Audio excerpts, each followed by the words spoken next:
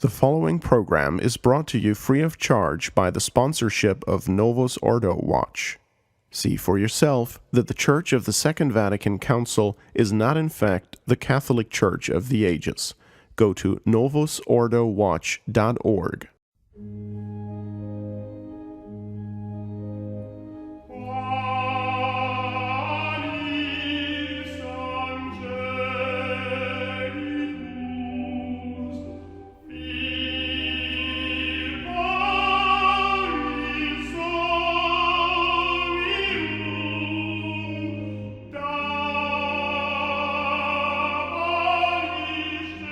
Welcome, ladies and gentlemen, to the Popes Against the Modern Errors on the member-supported Restoration Radio Network.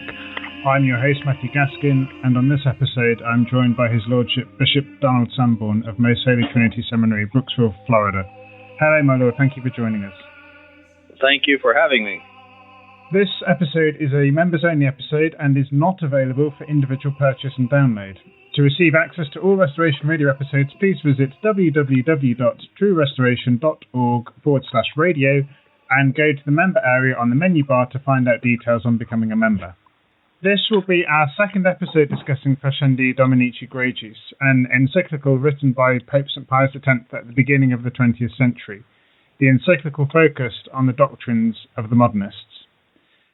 In our last show, we covered roughly one-third of the encyclical. For those following the encyclical at home, we finished at paragraph 20, so we'll start today at paragraph 21. However, it has been some time since the last show, so to refresh listeners' memories, this is what we covered. We covered some background, the nature of St. Pius X, the nature of the man himself, the historical context, his duty to speak out against the gravity of the modernist threat, the fact that the modernists may appear disparate and woolly but have an all-encompassing system, the roles of the modernist, of philosopher, believer, theologian, historian, apologist, critic, and reformer. We talked about vital immanence, the revelation within faith, pantheism, a personal religion, a personal faith, the transfiguration and disfigurement of history or a complete destruction of history in the modernist system. The modernist premise that the religious sentiment of vital immanence is the origin of all religion, a concept which is being condemned. The origin of dogmas for the modernist, intellect's involvement in faith and pondering one's faith, the evolution of dogma, formulas are a constantly moving target for the modernist. They adjust as man adjusts to his environment, culture, and surroundings. The modernist is believer, which is totally individually focused, which opens the door to atheism. The religious experience and tradition, life and truth are synonymous, which leads to religious liberty. Catholic charismatic movement grows off this thinking. The separation of science and faith, the practical application of modernism subjects faith to science, which has been condemned by Pius IX and Gregory IX. The modernist dual role of both Catholic and rationalist. The modernist is theologian. The simplicity of his process, i.e. the principle of faith is immanent. That this principle is God, therefore God is immanent in man, which is pantheism. And we finished off with divine permanence, which is the idea that the Church and sacraments were not founded by Christ himself, as this is forbidden by agnosticism, immanence, evolution, and the modernist interpretation of history. So in this show, we will start from paragraph 21. Is there anything you would like to comment upon, my Lord, on that brief summary of the previous show before we get started with paragraph 21? Well, just to review briefly the principles of modernism, and they are two. One is agnosticism, and the other is immanentism. Agnosticism accepts all of the given of rationalism. Rationalism is something that was formulated principally in the 18th century by Immanuel Kant, but by others, and it has deep roots. Which says that the human reason is incapable of knowing God. It says even that human reason is incapable of knowing reality, that it is capable only of knowing its own impressions. Kant called them categories, and that truth, therefore, is subjective in each person because each person has different categories. This philosophy of Immanuel Kant became the standard way of thinking ever since the 18th century. This has caused a relativity or relativism in truth. that something may be true for you, but it's not true for me. This is rationalism, and it rejects all idea of the supernatural, that all we can know are experiences and phenomena of the natural order. We cannot know the supernatural. We don't even know if it exists. That's rationalism.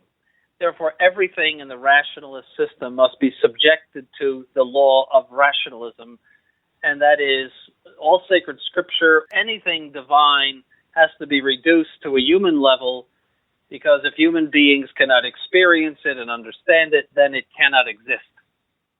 So that's the one ingredient of modernism.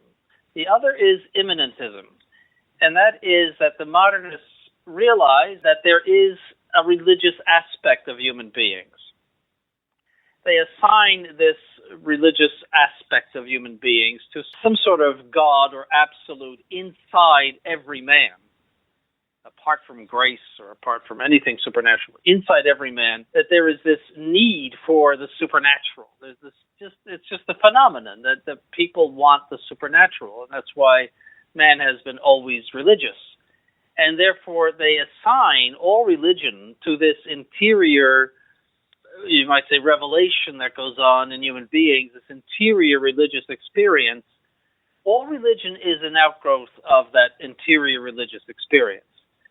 Every aspect of religion, whether it's church history, whether it's the sacraments, whether it's history, whether it's how the church defends itself against its enemies, which is known as apologetics, everything is subject to the guillotine blade of those two principles. And having set down those principles in the early part of the encyclical, now St. Pius X is really just running through the application of it to everything about the church. You have to add a third element, which he does later on, and that is evolution, that everything is subject to the laws of evolution, so that this vital immanence, as they call it, or this interior religious experience, evolves with time. So that means the church must constantly evolve as well, and nothing remains fixed, neither dogma, nor morals, nor liturgy, nor anything else. There is a constant evolution, and everyone must go along with this evolution the way you would proceed on a cruise from one island to the other in the Caribbean. That's just a review of the doctrine of modernism. Now we'll see how it applies to the sacraments in paragraph 21. In paragraph 21, he starts talking about the dogmas and the sacraments. And the thing that comes out really is just a horribly pragmatic, clinical, cold, cynical view of everything. Perhaps you would like to elaborate, my lord. Yes, again, he says, dogma is born of a sort of impulse or necessity, by virtue of which the believer elaborates his thought so as to render it clearer in his own conscience and that of others. So dogma starts inside you. Right?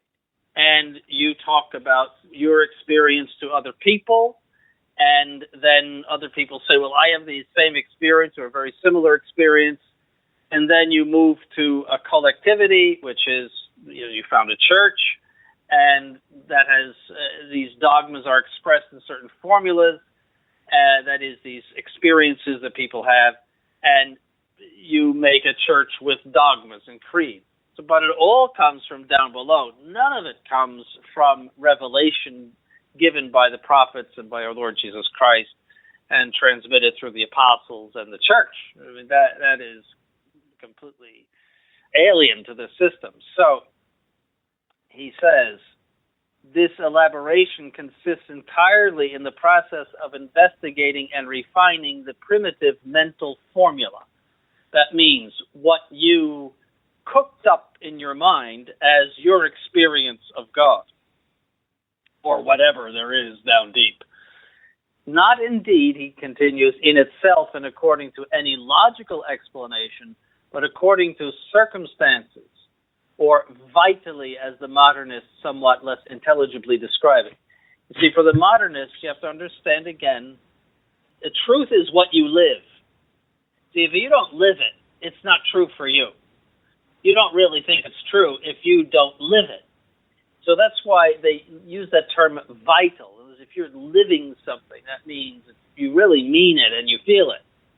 See, so then you make this formulation of what you think and believe.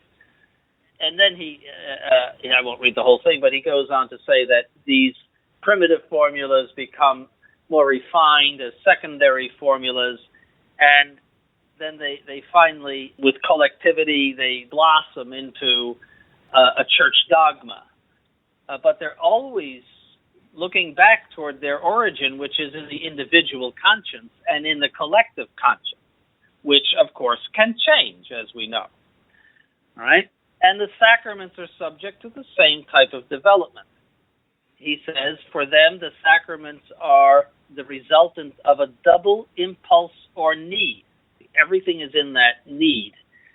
For, as we have seen, everything in their system is explained by inner impulses or necessity.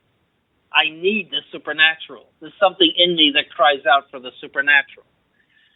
He continues, the first need is that of giving some sensible manifestation to religion. So we think of all of the primitive religions. The second is that of expressing it, which could not be done without some sensible form and consecrating acts, and these are called sacraments. So the sacraments are these external expressions of what we feel inside. Now, understand that this opens the door to ecumenism, because the American Indian has experiences of the Manitou, who is some sort of deity for them, and the happy hunting grounds and all of the peace pipes and the smoke and all of the other very, very bizarre things that they do, worshiping this Manitou that they have. Well, that's just as good as the Holy Eucharist, the Catholic Holy Eucharist.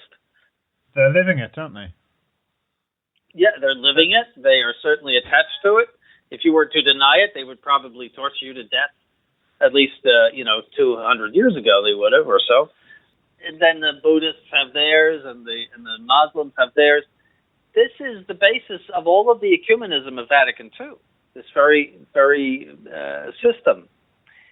And he says, the modernists would express their mind more clearly were they to affirm that the sacraments are instituted solely to foster the faith. See, that these external expressions are merely there to excite your faith. This is what the Protestants said. And the Council of Trent condemned it, and St. Pius X cites the Council of Trent. If anyone says that these sacraments are instituted solely to foster the faith, let him be anathema. Now, I just want to put a footnote to this, that this idea of the sacraments fostering the faith solely, that that's their sole purpose. Remember Bishop Williamson, when he was in Connecticut sometime last year, he said that you could go to the new Mass provided that it nourishes your faith, whatever nourishes your faith. And I think he has fallen into the serious error of modernist sacramentology, and that is that there is no objective norm of what is a true Mass or not a true Mass, what is a Catholic Mass or not a Catholic Mass. All of it depends on whether it nourishes your faith or not. And that principle can be drawn to its logical conclusions, that faith is something entirely subjective, and if something nourishes your faith, it has authenticity. So that's just a footnote to this, and I think Bishop Williamson should read Pascendi and take note of it. Mm-hmm. So that's the basic modernist notion of dogma and sacraments. It all proceeds from an interior need. It all proceeds from some need to express what you're feeling inside.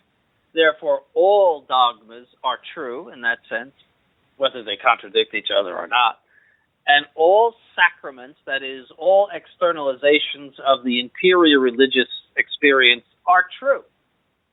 And there you have it. There you have ecumenism, that dogmas really don't make any difference, as Bergoglio says, transubstantiation is merely an explanation of theologians. In fact, it's a defined dogma of the Catholic Church. But he says, just an explanation. We all believe that Christ is there. And he constantly attacks people who are adhering to dogmas. He is the textbook modernist. He is always on the attack against people who are adhering to dogmas because he believes deeply in this system, this modernist system of dogma and of the sacraments. Another thing I want to point out is that the motu proprio Mass, which was permitted in 2007, and before it the indult Mass, which was permitted in 1988, I believe it was permitted on the principle of modernist sacramentology, modernist theology of the sacraments. And that is, if it pleases you, if this is something, I think they use the word sensitivities, if you have sensitivity to historical and beautiful things, well, then that's all right. Then as long as you accept Vatican II, which is the 10 Commandments of ecumenism, given in stone, as long as you accept that, well, then you can have your traditional Latin Mass alongside the clown Mass or alongside all of the other, even just an ordinary new Mass. And as Father Cicada says, which is itself an abuse. But a very important point, that they have no problem because you have become a modernist. They don't care if you want the Latin Mass. And that's why the traditional Latin Mass within the Novus Ordo, I read the other day from someone who's in it, says that it is not growing, he says. It is not growing, and it may actually diminish. The interest in it may actually diminish. Because people, how do you have an attachment to the traditional Latin Mass when you have been raised as a Novus Ordoite for all these years? The traditional Latin Mass is for you something from outer space. Why would you say Mass that way? I mean, if we're all just having a religious experience and we're all ecumenical and we're all, and sacraments are merely an outgrowth of our interior feelings, why would you have Latin? Why would you have all of those things that indicate unchanging dogmas? It really is a fish out of water in the Novus Ordo. It's some bizarre museum piece. It'd be like putting a magnificent painting by, Fra Angelico in the New York Museum of Modern Art. Everything is ugly, ugly, ugly, and then you come to this magnificent piece that just immediately draws your eye. You say, what is this thing doing in here? Everything is all abstract ugliness, and why is this here? And people coming into the Museum of Art would say, why did they put the Fra Angelico? That belongs in the other museum. See, by the way, another footnote, the reason why that museum was founded is because the Metropolitan Museum of Art, decades ago, banned abstract art from the museum. And so all of those people had to go and found their own place downtown. That was they call it the MoMA, the Museum of Modern Art. But that's just a little. I'm sort of full of little historical anecdotes, so I have to be patient. No, that's absolutely fine. So to cap off paragraph 21, it really does seem that it's not said explicitly, but there is a definite theme of democracy running through it, the sort of Masonic idea of democracy, that you validate what you believe of everybody else, and if everybody else believes the same thing, then that must be okay, then that must be fine. And consequently, modernists have a horror of anybody going a different way or saying something that's not what they collectively think. There is this horribly democratic idea of what constitutes dogma and sacraments. Absolutely, and St. Pius X will say that in this encyclical, that it all comes from below, it comes from the masses, And if you recall, Bergoglio, shortly after he was elected, wanted a poll taken of all people in the world of what they felt about the hot topic issues such as divorce and remarriage, homosexuals, and some other things like that, to see what this is all, of course, concerning the family. I'm always amazed that the family has to do with things that have nothing to do with the family. That is, people living together in concubinage, divorce and remarriage, and homosexuals living together. None of those things pertain to the family. But that's, that was the idea.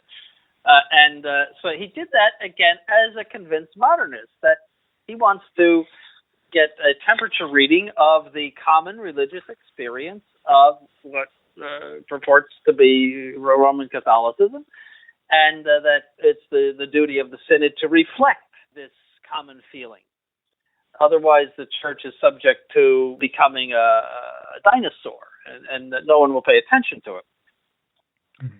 Actually, we know the opposite is true, that in the past 50 years, the Catholic Church has received nothing but bad news from the point of view of belief, that nobody really takes seriously anything that it teaches anymore, and from the point of view of numbers, that even if you want to just do the numbers game, there's just no interest in the Novus Ordo among young people.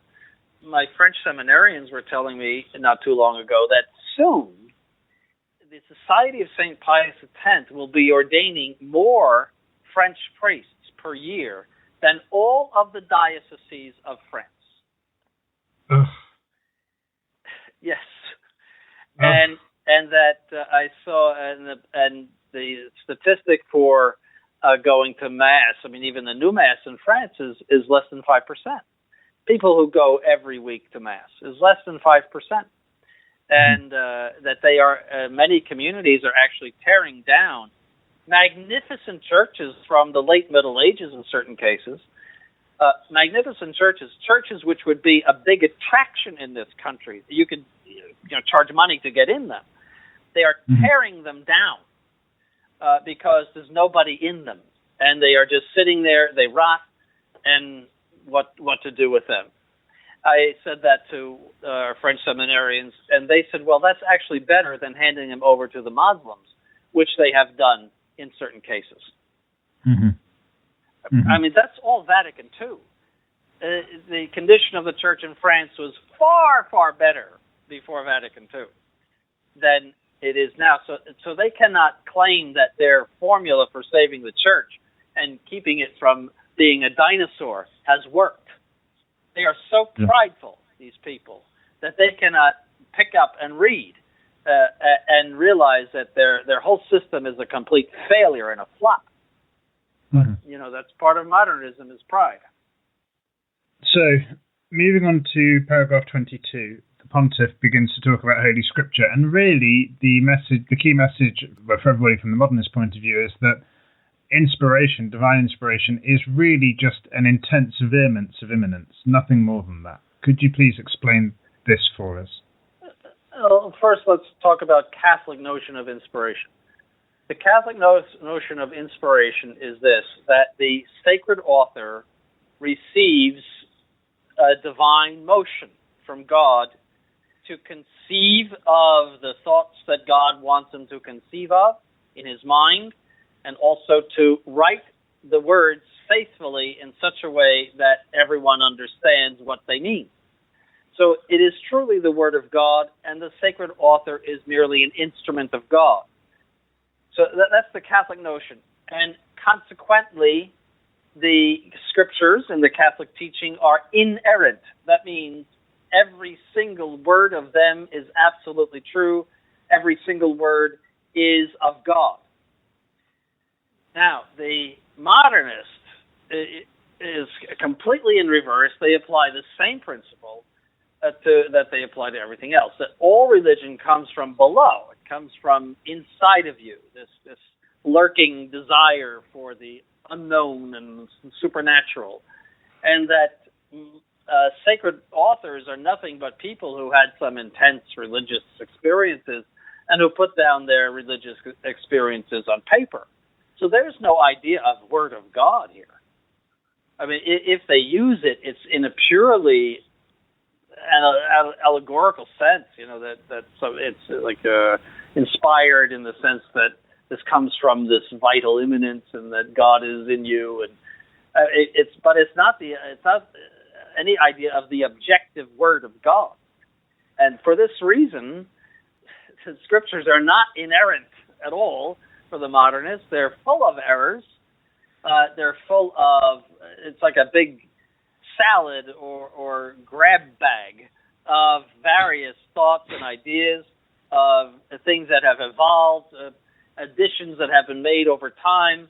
You have no idea what you're reading in sacred scripture, what pertains to the original author, if there was one, and what was added later, and what they consider erroneous and things.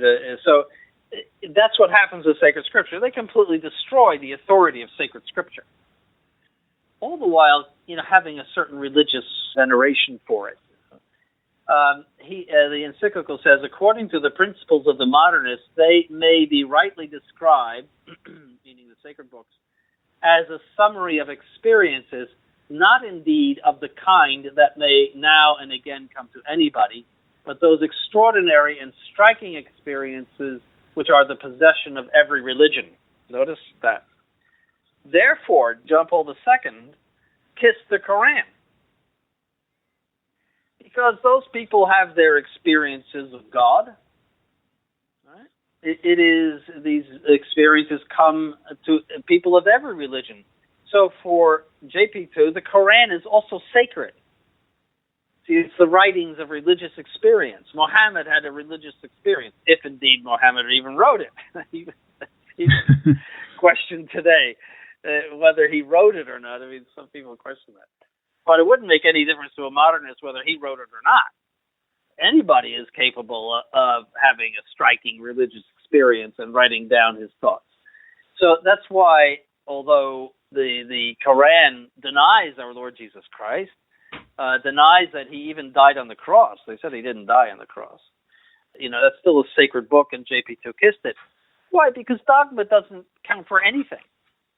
The contradiction that it contains against the one true God, the triune God, Christ the Savior, doesn't count for anything. It's all just how you feel. And we have a different experience of Christ than you. Well, so what? And that's why all of these ecumenical abominations have occurred since Vatican II, because they have stripped away from dogma its essential characteristic, namely that it is dogmatic. That is, it is absolute for all. It is unchanging. It comes from God. They have stripped the essential characteristics of dogma from dogma itself. So nothing's left. There's just words. And they're subject to constant evolution. So that's why the reading of this encyclical is key for anyone who wants to understand the present crisis. They won't understand it unless they read and study this encyclical. And St. Pius X continues, God does indeed speak in these books through the medium of the believer, but according to modernist theology, only by immanent and vital permanence. See, that means that because you feel the supernatural in you, you read this book with a certain reverence, because you're turned on to God. Inspiration, the encyclical continues, they reply, is in no wise distinguished from that impulse which stimulates the believer to reveal the faith that is in him by words of writing, except perhaps by its vehemence. So the only thing that distinguishes you and me from St. John is that he had a very vehement experience of God, whereas ours is only second class, so to speak.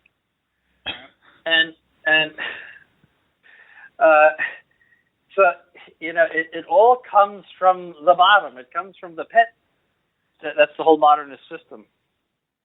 The modernists, he says, assert a general inspiration of the sacred books, but they admit no inspiration in the Catholic sense, which is what I described at the beginning. Mm-hmm. Okay.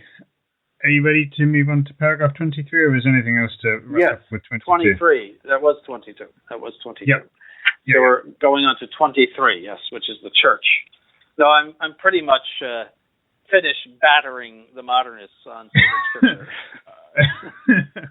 Well, please batter them on their ecclesiology then.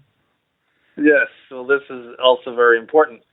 This is one of the ecclesiology is one of the heresies of Vatican II, which is missed by most people, and especially by the SSPX. They make no objection to the new theology of the Church as found in Vatican II, even though it is condemned by many popes. They make objection to ecumenism, and they make objection to religious liberty. But I've never seen them ever make objection to the heresy concerning the Church. But in any case, that's another footnote. We're talking about modernists here. The encyclical says they begin with the supposition that the Church has its birth in a double need. Again, the same principle.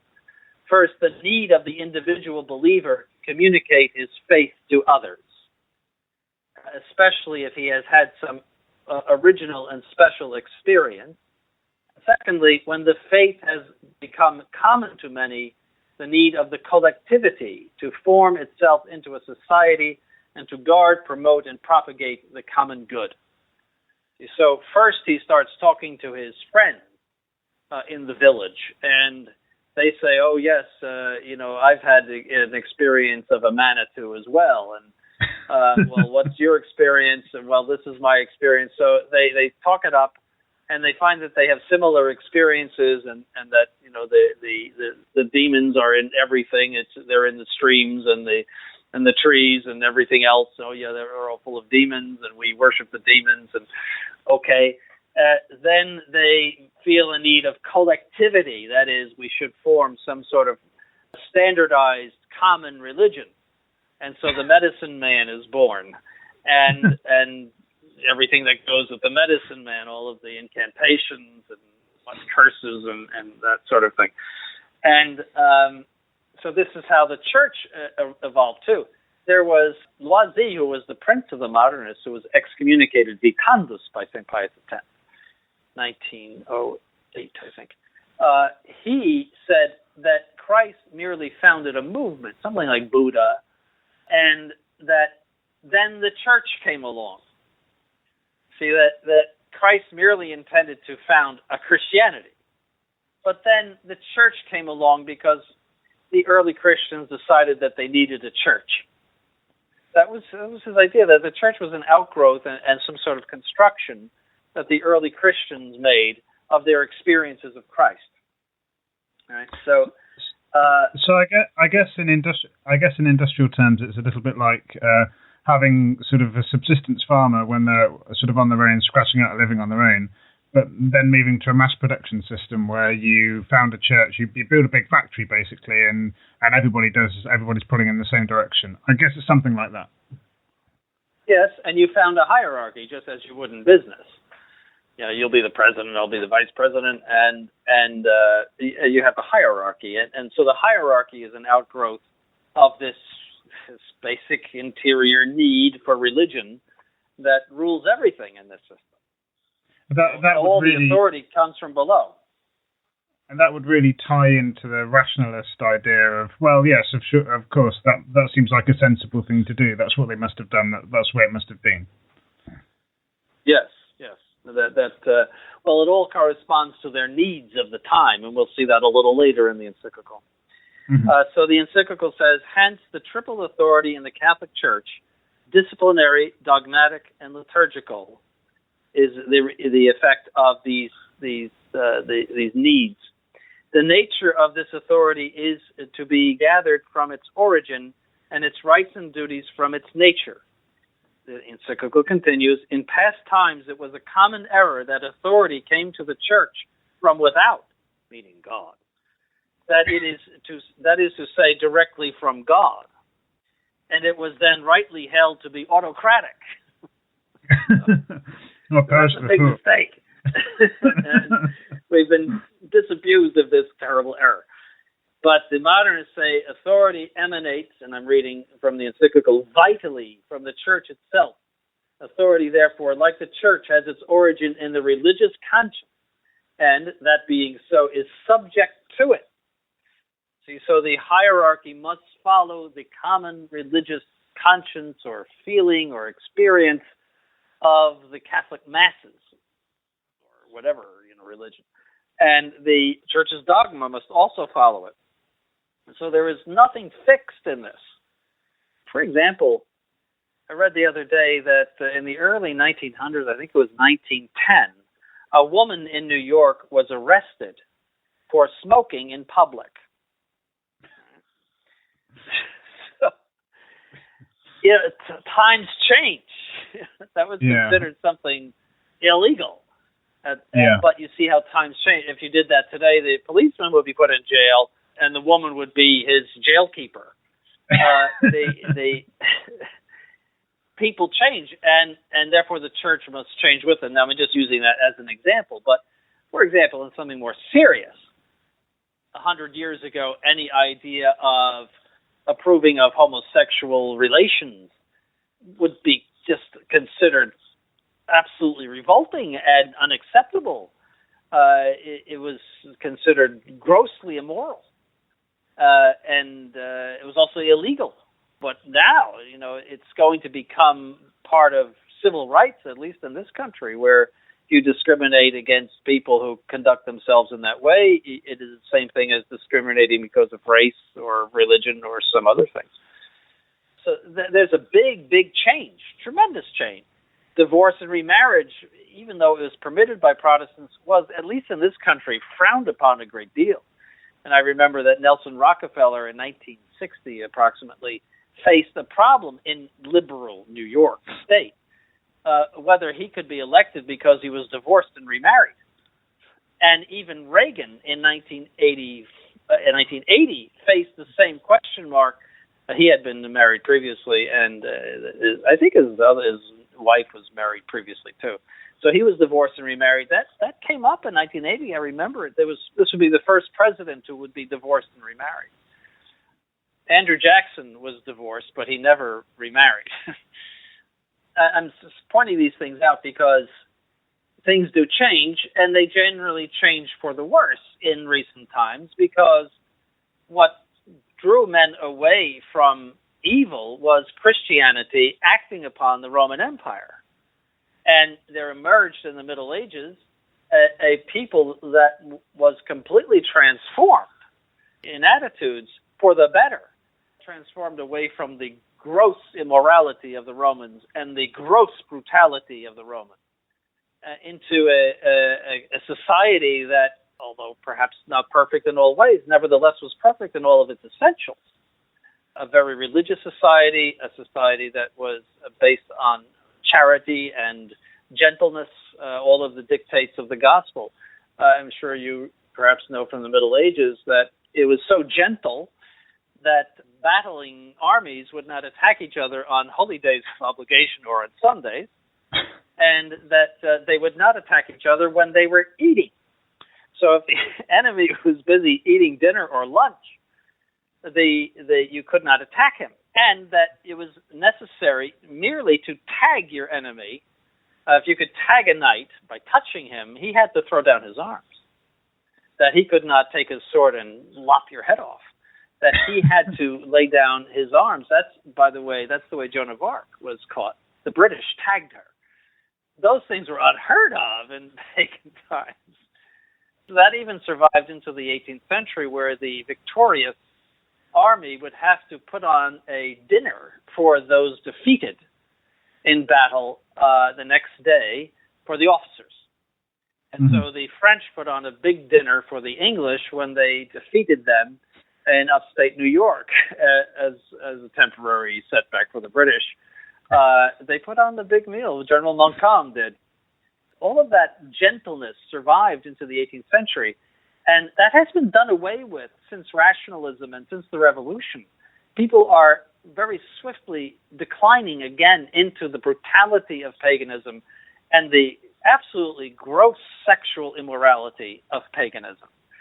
They're moving very fast in it, very, very fast. that's why we're shocked to hear things that Bergoglio says about homosexuals and this and that and the other thing. Well, what he's doing is simply applying the principles of modernism.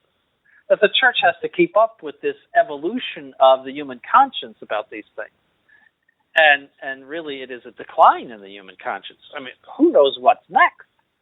Who knows what evil lurks? What people will cook up next as their principle of civil rights. It is a very scary thing.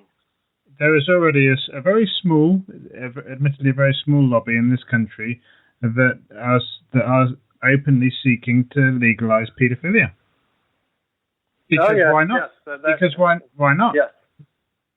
Yes. There is also a bestiality movement in this country. And there is. Why not?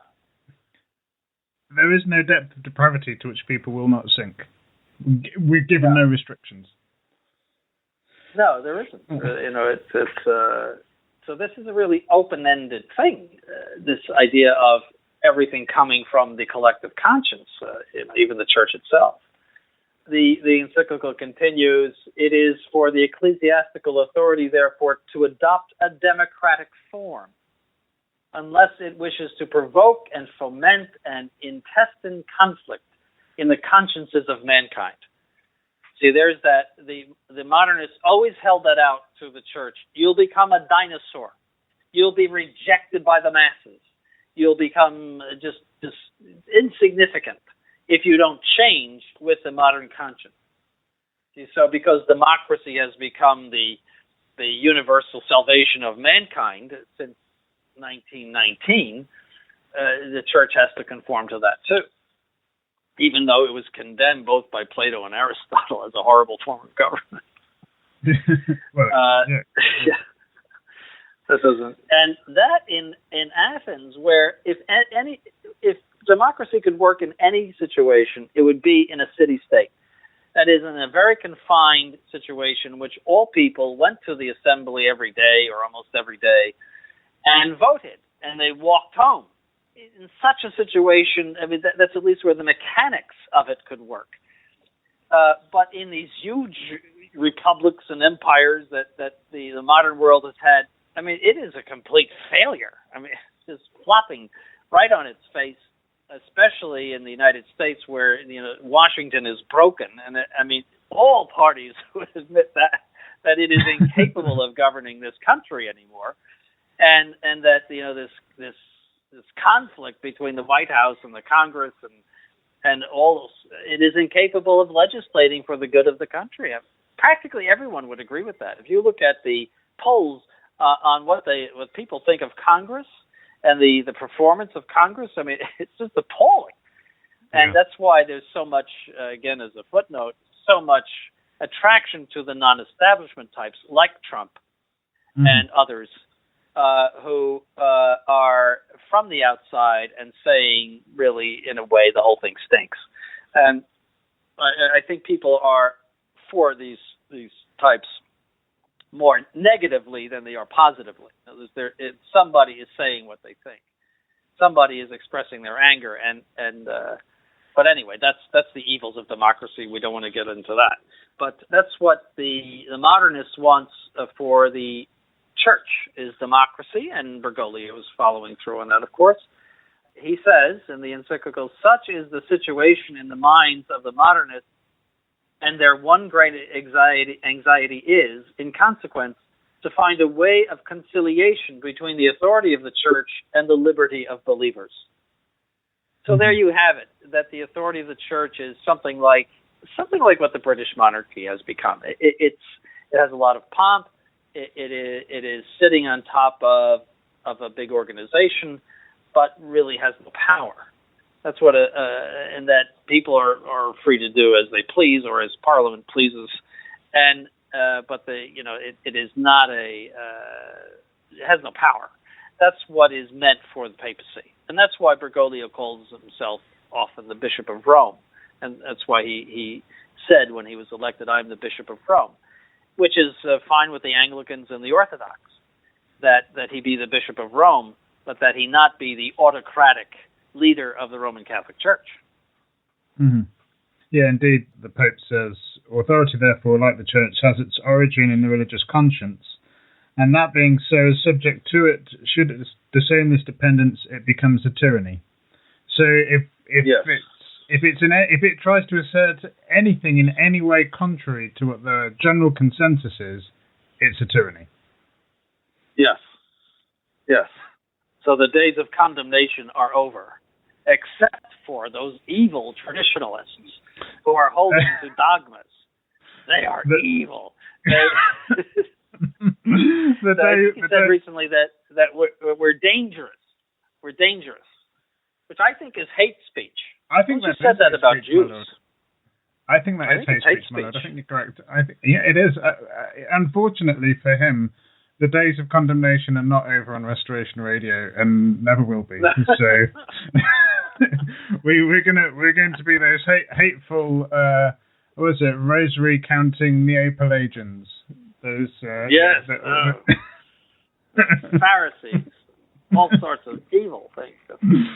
So that's paragraph 24 in the New Ecclesiology. Is there anything else you would like to say, my lord, on that paragraph before we move on to paragraph 20? So that's 23, so now moving on to 24. No, I think we can move on. So this paragraph 24 is about the relationship between church and state, which is necessarily split under modernism, as the church cannot prescribe any conduct whatsoever, which is incidentally condemned by Pius VI. Yes, again, this goes back to their fundamental principles. Agnosticism says that from the point of view of reason, we cannot know God. We cannot know anything about God. Therefore, the state, which operates on reason and not faith, should be completely separated from the Catholic Church and or any religion whatsoever, and should take no heed of any religion, because it's just not within its scope or domain. And to the contrary, religion coming from an interior experience really has nothing to say to the state, which concerns itself with externals, and especially as the modernists and pagans see it, only with the temporal good of society. The Catholic Church says that the state concerns itself, yes, with the temporal good, but not merely with the temporal good, that it must see to the whole good of man in cooperation with the church, because man is a single thing, body and soul, and so also he needs both state and church to help him toward his respective ends, and that state and church ought to cooperate one with the other in order to bring about the good of the whole man. But no, this is all different. So you get an agnostic state, an indifferent state, for the modernist, which most states are today. I mean, I think Great Britain is officially Anglican, but I don't have to tell you that doesn't mean too much. Well, there is still the act of succession. The monarch, bared in a gilded cage as she is, the monarch is not permitted by law to be a Roman Catholic. Still, even now. Yes, I know that. That was the Glorious Revolution of 1688, the so-called Glorious Revolution, which was sort of the icing on the cake of what they did to Charles I. Yeah. But in any case, the only places that are not indifferent are the Muslim countries. So you cannot say you have a rosary procession in Mecca. You can't even show Christianity in Saudi Arabia. You can't do anything. I mean, they might tolerate the fact that you're there if you're a diplomat or something, but you can't make the sign of the cross or do things that are offensive to their religion. And that's the. I was just going to say the national airline of Switzerland clearly, obviously, has a Swiss flag on its tail, which is a white cross on a red background, and the national airline of Switzerland is not permitted to land within Saudi Arabia. Yes, I'm not surprised at that, and I think I said it was in another show I did, but when I'm in Schiphol in Amsterdam, I noticed that there's a double standard there. All of their planes that are destined for the east, so to speak, and including Indonesia, where they had colonies and all, have the cross removed from the crown. Mm-hmm. There's a little cross on KLM jets sitting on the crown, and all of the ones that are meant for, let's call them Christian countries, have them. But then there's this whole fleet of planes that doesn't have the cross on them. Because in those lands, Islam is law. See, but in, let's call them Christian lands, or once Christianized lands, the apostasy is so perfect that there is no union of church and state. And I'm sad to say that the first nation in the history of the world that came up with separation of church and state was the United States of America. Mm-hmm. So that's our contribution to society. But it was an infection that was going to take over all Christian countries. I mean, it had its an origin here. It had a beginning here. But I don't think it would have been long, even if the British had prevailed in the United States or in the colonies. I think that same infection would have come to all the European countries in any case. I think it was just a given. It was a natural outcome of all of the evil 18th century thinking that went on. And my own country was responsible for an awful lot of the spreading of liberalism. And as St. Pius says in the encyclical, he says, to trace out and prescribe for the citizen any line of conduct on any pretext whatsoever is to be guilty of an abuse of ecclesiastical authority, against which one is bound to act with all one's might. So it's total liberty. Yes. Total liberty, which is exactly what my English forefathers would have preached and continue to preach. Yes, it actually comes from John Locke, and principally John Locke, I would say. More than anyone else, he was the inspiration of all the principles of the American Constitution and Declaration of Independence, and the glorious, he was contemporary with the Glorious Revolution. He was the big thinker in all of that stuff. He was, I believe, a Puritan, if I'm not mistaken. Well, I'm not too sure. I don't want to say. But Puritanism certainly gave a lot of impetus to all of that thought, too. Mm-hmm. But Protestantism in general is at the bottom of it, and the separation of church and state. But in any case, so in the modernist thought, the church and state ought to be completely separated. The encyclical says, the state must therefore be separated from the church and the Catholic from the citizen. Notice that too, that you cannot mix religion with your citizenship. That's why Kennedy got up in 1960 and said, I will not involve my Catholic faith in any of my politics. He said it a little bit more directly and eloquently than that. But there was this big objection from Protestants, he'll take directions from the Pope and all of this. And he said that very clearly. And then you get these Catholic politicians in the United States saying, well, I'm personally against abortion, but, I have to support the law and I have to do all of these things that pertain to my citizenship. See, and I cannot mix those two things. So that's entirely modernist to split those two things. As if it's part of being a good citizen to support abortion. Yes, and we're going through the, what would you call it, the farce, I think, the legal farce in this country of, you may have read that some anti-abortionists infiltrated Planned Parenthood a number of months ago and filmed a living baby being put to death in order to sell the baby parts. I don't know if they actually filmed it, and it went all over the internet and everything.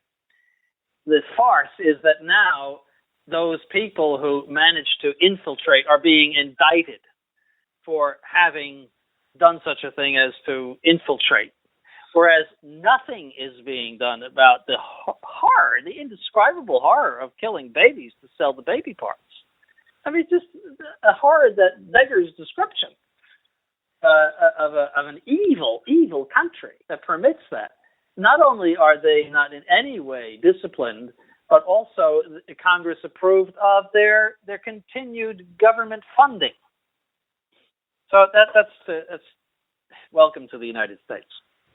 Yes, well, it's appalling, but it's just a natural consequence for Catholics of the separation of church and state. And what people don't understand is that the modernism permits this for US congressmen to separate their Catholicism from their apparent duty to support abortion. If we're finished with the relations between church and state in paragraph 24, are you ready to go into paragraph 25, my lord, which is the magisterium of the church? Yes. So here he says it's not enough for the modernist school that the state should be separated from the church, but that the faith must be subordinated to science. They are not satisfied with merely internal acts of religion, but they go to external acts, such, for example, the reception or administration of the sacraments. These, according to the modernist system, must also fall under the control of the state. Because, again, the religion concerns something that is, for them, totally invisible, totally personal, and so anything that is visible, such as the rights of the church, must fall under the rule of the state. So that's what he's pointing out as a result of the modernist position. He says, it is this inevitable consequence which urges many among liberal Protestants to reject all external worship, nay, all external religious fellowship, and leads them to advocate what they call individual religion. So modernism is entirely oriented toward the individual, and anything that is externalized is in some way proceeding from the individual.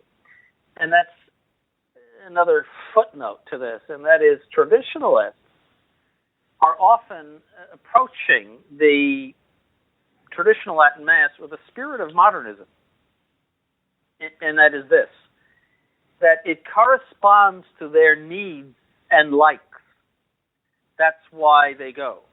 They say, I don't like the new Mass. I don't like the changes, but I like the traditional Mass, so I go. That is a modernist approach to it, because it's all anchored in the individual, what you like.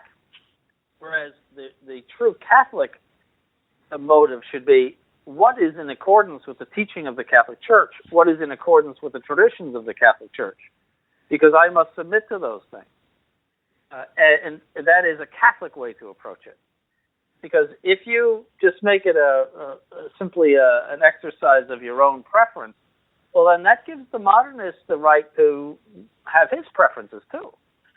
It's all anchored in the individual. So there are many traditional Catholics who are down deep modernists, in the sense that they don't, really want to be heretics or anything, but they are approaching it from a modernist point of view.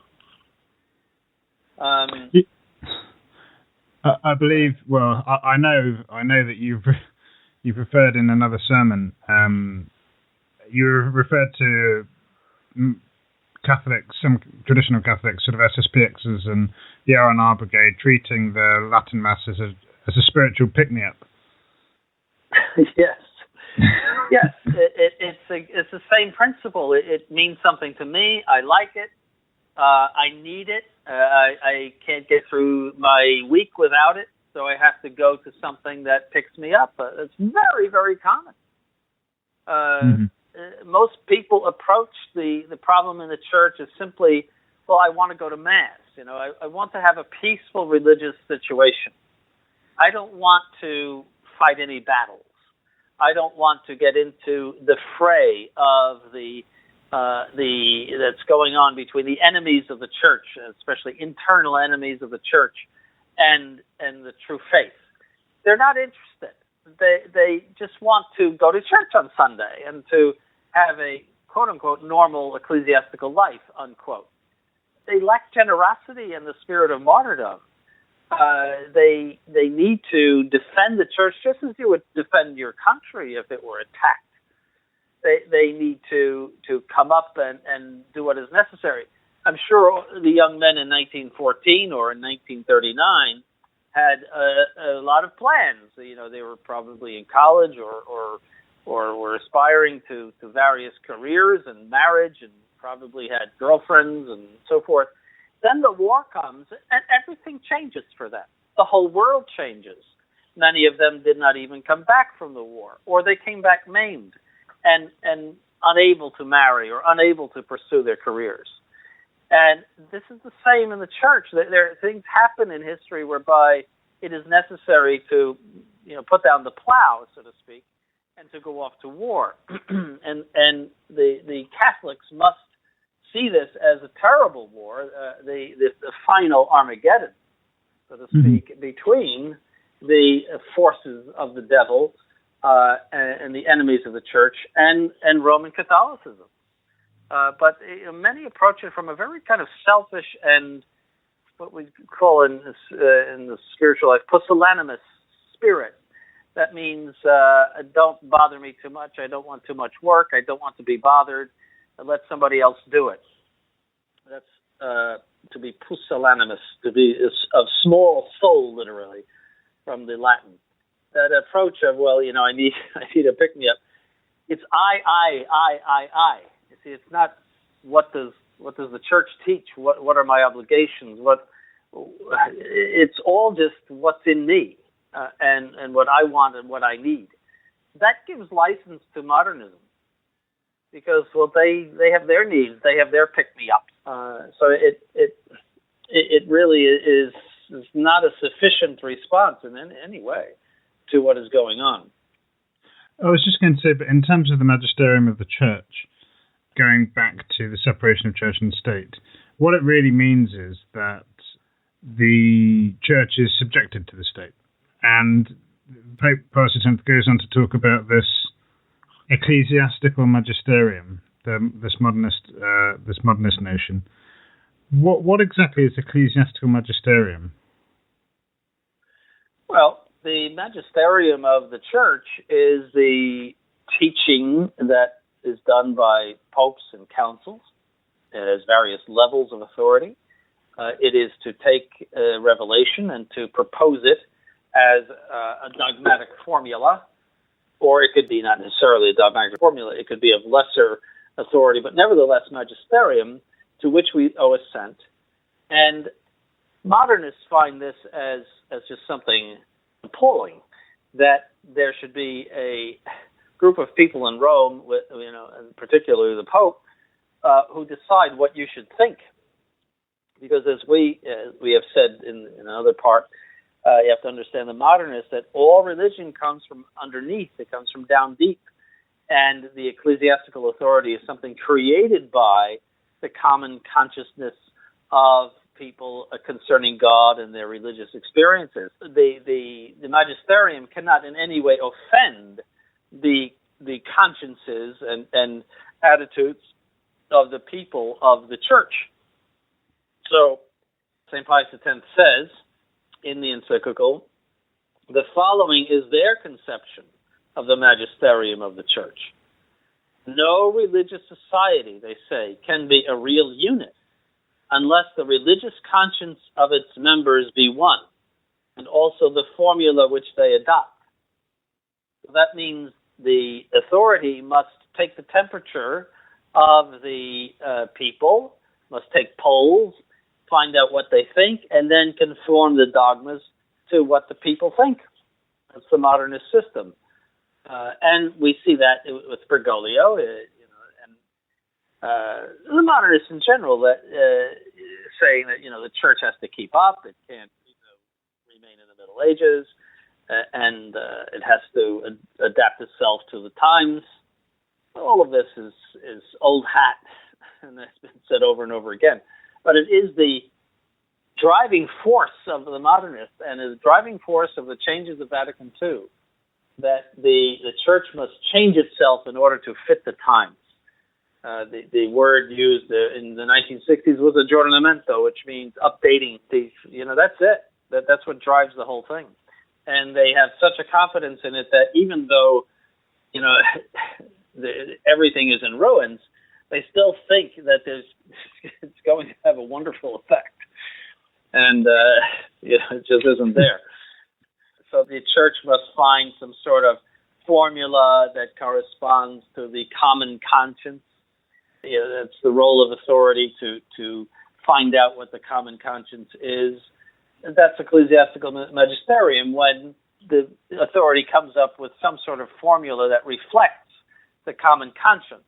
So we'll see that soon, very probably, when Bergoglio approves of communion for the divorced and remarried. I think that we'll be seeing that, and other things, other very shocking things that he will do, because it's in conformity with the times.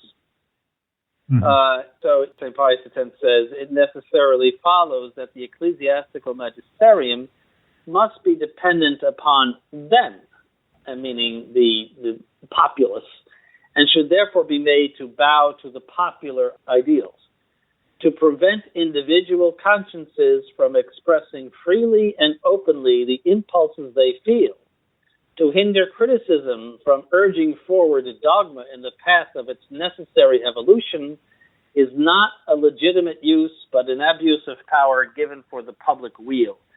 It's a very important point, because that means that the authority of the church should not repress modernist theologians. See, so when theologians spout heresy, they should not get threats of excommunication or excommunication itself, but rather it's all part of the process where they are delving into new areas, new evolution, areas of evolution, and so the church should just watch it and just monitor it. And no one should be threatened with excommunication because he says something heretical, because what is heretical today might be dogma tomorrow. So, no, that's very true. And what it was dogma yesterday could be, or dogma today could be heresy tomorrow.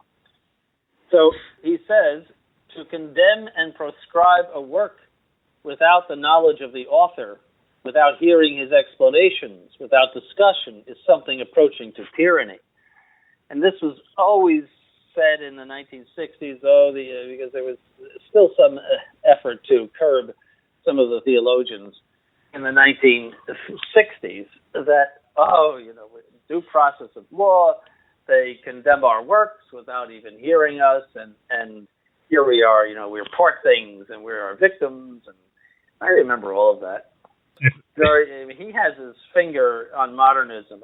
It all came true. And notice this, and here again, it is a question of finding a way of reconciling the full rights of authority on the one hand and those of liberty on the other. See, so authority has to tread lightly, and whereas the theologians shouldn't be too brash too. I mean, there's like a certain prudence, but and they see that authority must play the role of being conservative, and I think we'll see this a little later. Being conservative, and the theologian is the progressive force, and by an interaction of these two things, a synthesis is made, and something happens. So you could get a radical, for example, like Ratzinger, just as radical as anybody else at Vatican II, and one of the creators of Vatican II. Well, he turned into Mr. Conservative when he became supposedly the Pope, and was on the other side of the desk, so to speak. But he did not. He had Hans Kung for lunch. I mean, he did not excommunicate Hans Kung, who doesn't believe anything, I don't think. And he exercised that same modernist restraint with regard to theologians.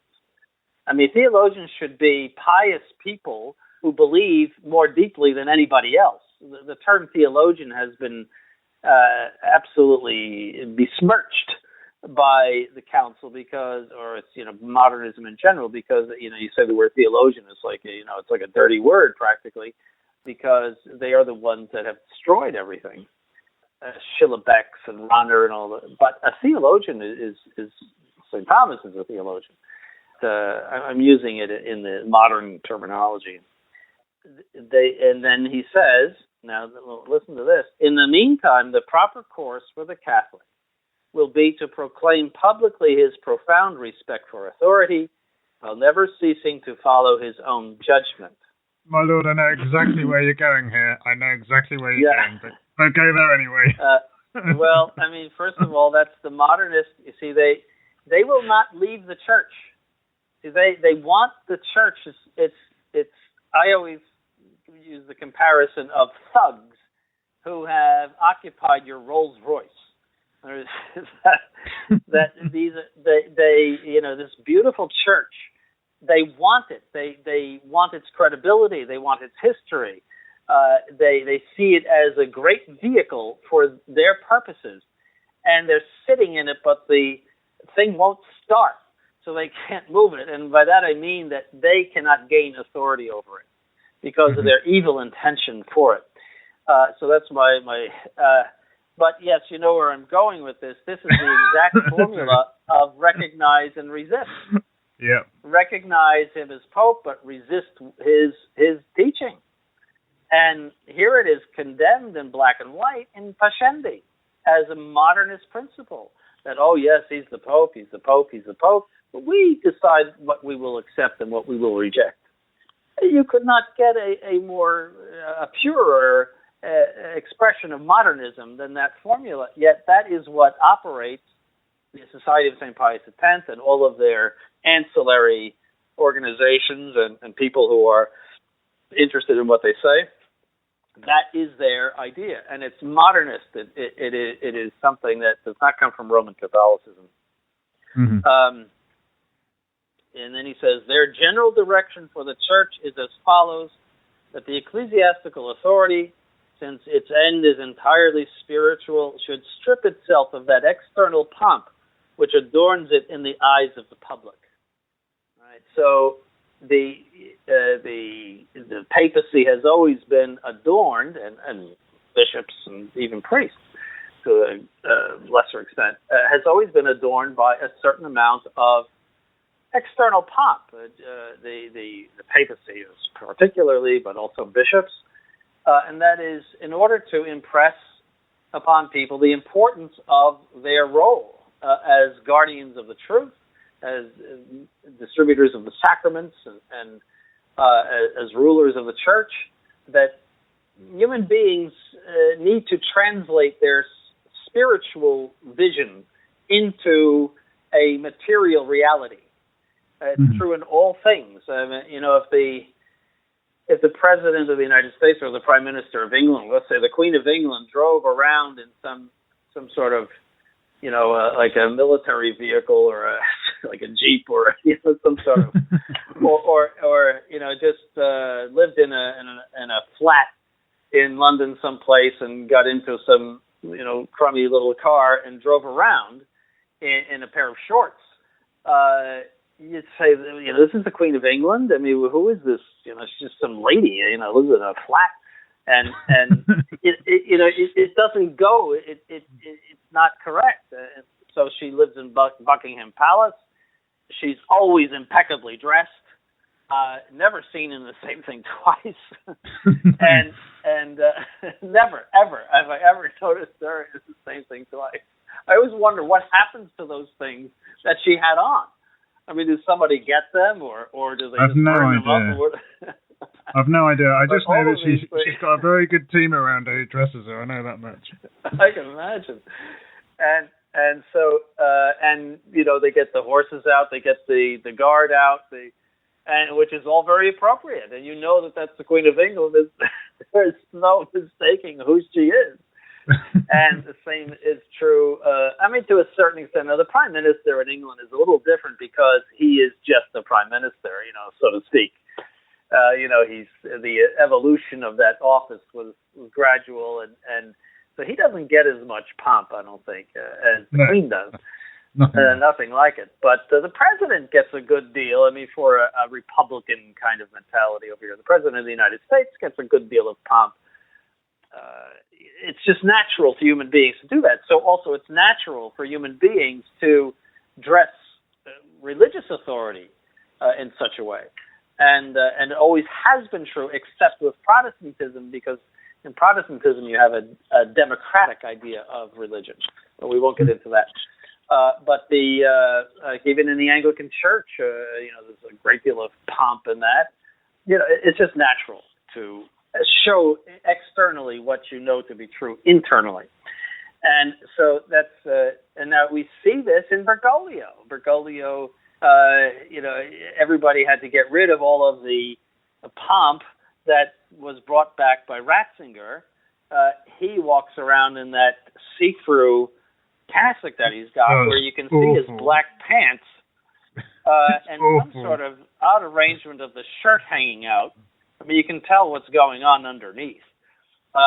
It's embarrassing, and then the sash is hanging under the belly, something like what you'd see in a bar or something, where people are the big belly hanging out over the sash. I mean the rule is for if you're kind of heavy in the belly area, you wear your sash up above your belly.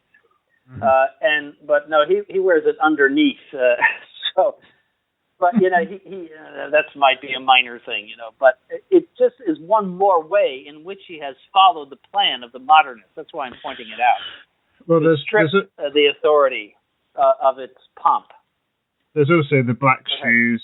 There's things like the black shoes. You won't wear white shoes, and there's no papal crown. They've slowly stripped it. The Sedia Justatoria disappeared a long time ago. The papal crown, well, I mean, at least Roncalli was crowned. Montini was crowned with that ghastly silver bullet thing that he then sold. Yes, I think he gave it to the UN, who sold it, or which. Right. Oh, I see. That was a gift of Milan. Now, Milan was the center of socialism and communism, and that's that awful thing that he was crowned with. It's just as well he gave it away. Well, apparently the Milanese silversmiths were not happy when he gave it away. They wanted to kill him, but it just they've stripped it. They've stripped the papacy of every kind of. I even actually no. To be fair, it wasn't SSPX said to me once. He found it distasteful. The Sedia Justatoria, he found that distasteful that the Pope would be carried to mass. But it's a symbol of his office, and Pius X didn't like all the pomp of the papal office. Yet he was humble enough to know that was the office, and that's what was required. Mm-hmm. There's a that's very true. Sort of false humility that we've got to have. Well, it's slum priests, isn't it? We've got to all be slum priests. Mm-hmm. Yes, it is a false humility. And one of the reasons for the Sedia Justatoria was in order to see the Pope. It wasn't, all pomp. It was that people want to look at him. And if you're walking in the crowd and you're 6 people back, you can't even see him in St. Peter's. So they would, put him on that. And but it also, that was common for monarchs and so forth to be carried around palaces and whatnot. It's just, went with the authority. But I mean, you might say that's somewhat of a minor note on this, but nevertheless, it goes with the whole picture of making authority into a democratic functionary authority instead of one that, for example, the kings before the revolution also had a great deal of external pomp because they were exercising the authority of the state, which is the authority of God. And so, they would have all kinds of uniforms. And the British monarchy still keeps that to a great extent. They had all kinds of uniforms because of their representatives, because they were representatives of God. Now, when the revolution came, like with Louis Philippe in the 1830, and then later on after Napoleon III died, with all of the democracy and republics coming in, then the rulers just put on regular clothing because they're just democratic functionaries. They're just people there to do the will of the masses. And the same is true in the modernist system of ecclesiastical authority. Mm-hmm. So that's, if you're finished with paragraph 25, my lord, shall we move on to the evolution of doctrine, which is paragraph 26? Yes. He says, first of all, they lay down the general principle that in a living religion, everything is subject to change and must, in fact, be changed. That is something that the Novus Ordo conservatives must understand, that they are living in a religion that is subject to the laws of evolution, that it is constantly changing.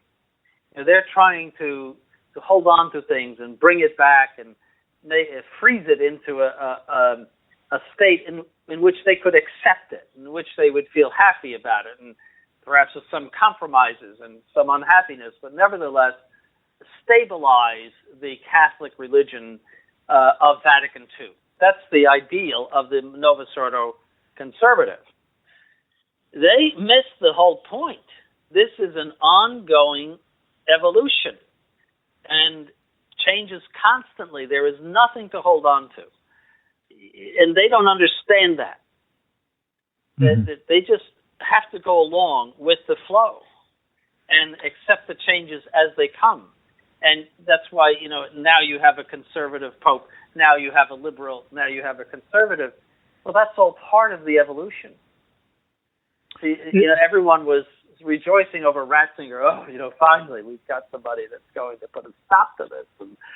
And no, that was just one moment of the evolution. It's something like a boat dragging its anchor.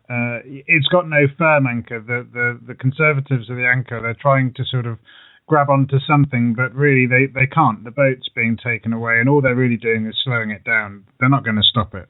They'd be much better to just cut loose and let the boat go. Yes, it is a religion in movement and motion, and they should never think that, even if tomorrow Bergoglio dies and they elect Cardinal Burke, that is going to be the final outcome of Vatican II, that he is going to in some way give us an acceptable notion of Vatican II, and everyone will be happy. No. He'll die in a few years, and then Bergoglio will come back and start it all over again, because there is nothing fixed in this. The Novus Ordo conservatives don't understand that. St. Pius X says, to the laws of evolution, everything is subject under penalty of death. Dogma, church, worship, the books we revere as sacred, even faith itself. I mean, if that doesn't describe the past 50 years of the Catholic Church, everything has been wiped away, destroyed, and replaced with a modernist monstrosity. Mm-hmm. So it's a very important point to understand that this is setting the church on an evolutionary course. Ratzinger, back in the early 90s, gave a speech in a Protestant church in Rome where he said, I can't predict what the papacy will be like in 20 years, 30 years, which is around now. I cannot even tell you what it will be like, because they understand this principle. He says, the primitive form of faith, they tell us, was rudimentary and common to all men alike. So everyone was one in the beginning, for it had its origin in human nature and human life. So everyone had an original, same religious experience. All right? And then with time, these religious experiences mutated and evolved according to various historical circumstances. And that's why you have various different religions. And then he says that in addition to these religious experiences and this religious sense, extraordinary men came along, whom we call prophets, of whom Christ was the greatest. He's talking about the modernists. Both because in their lives and in their words, there was something mysterious which faith attributed to the divinity. You see, so they were like special people, and their followers became so enamored with them that they ascribed divinity to these prophets.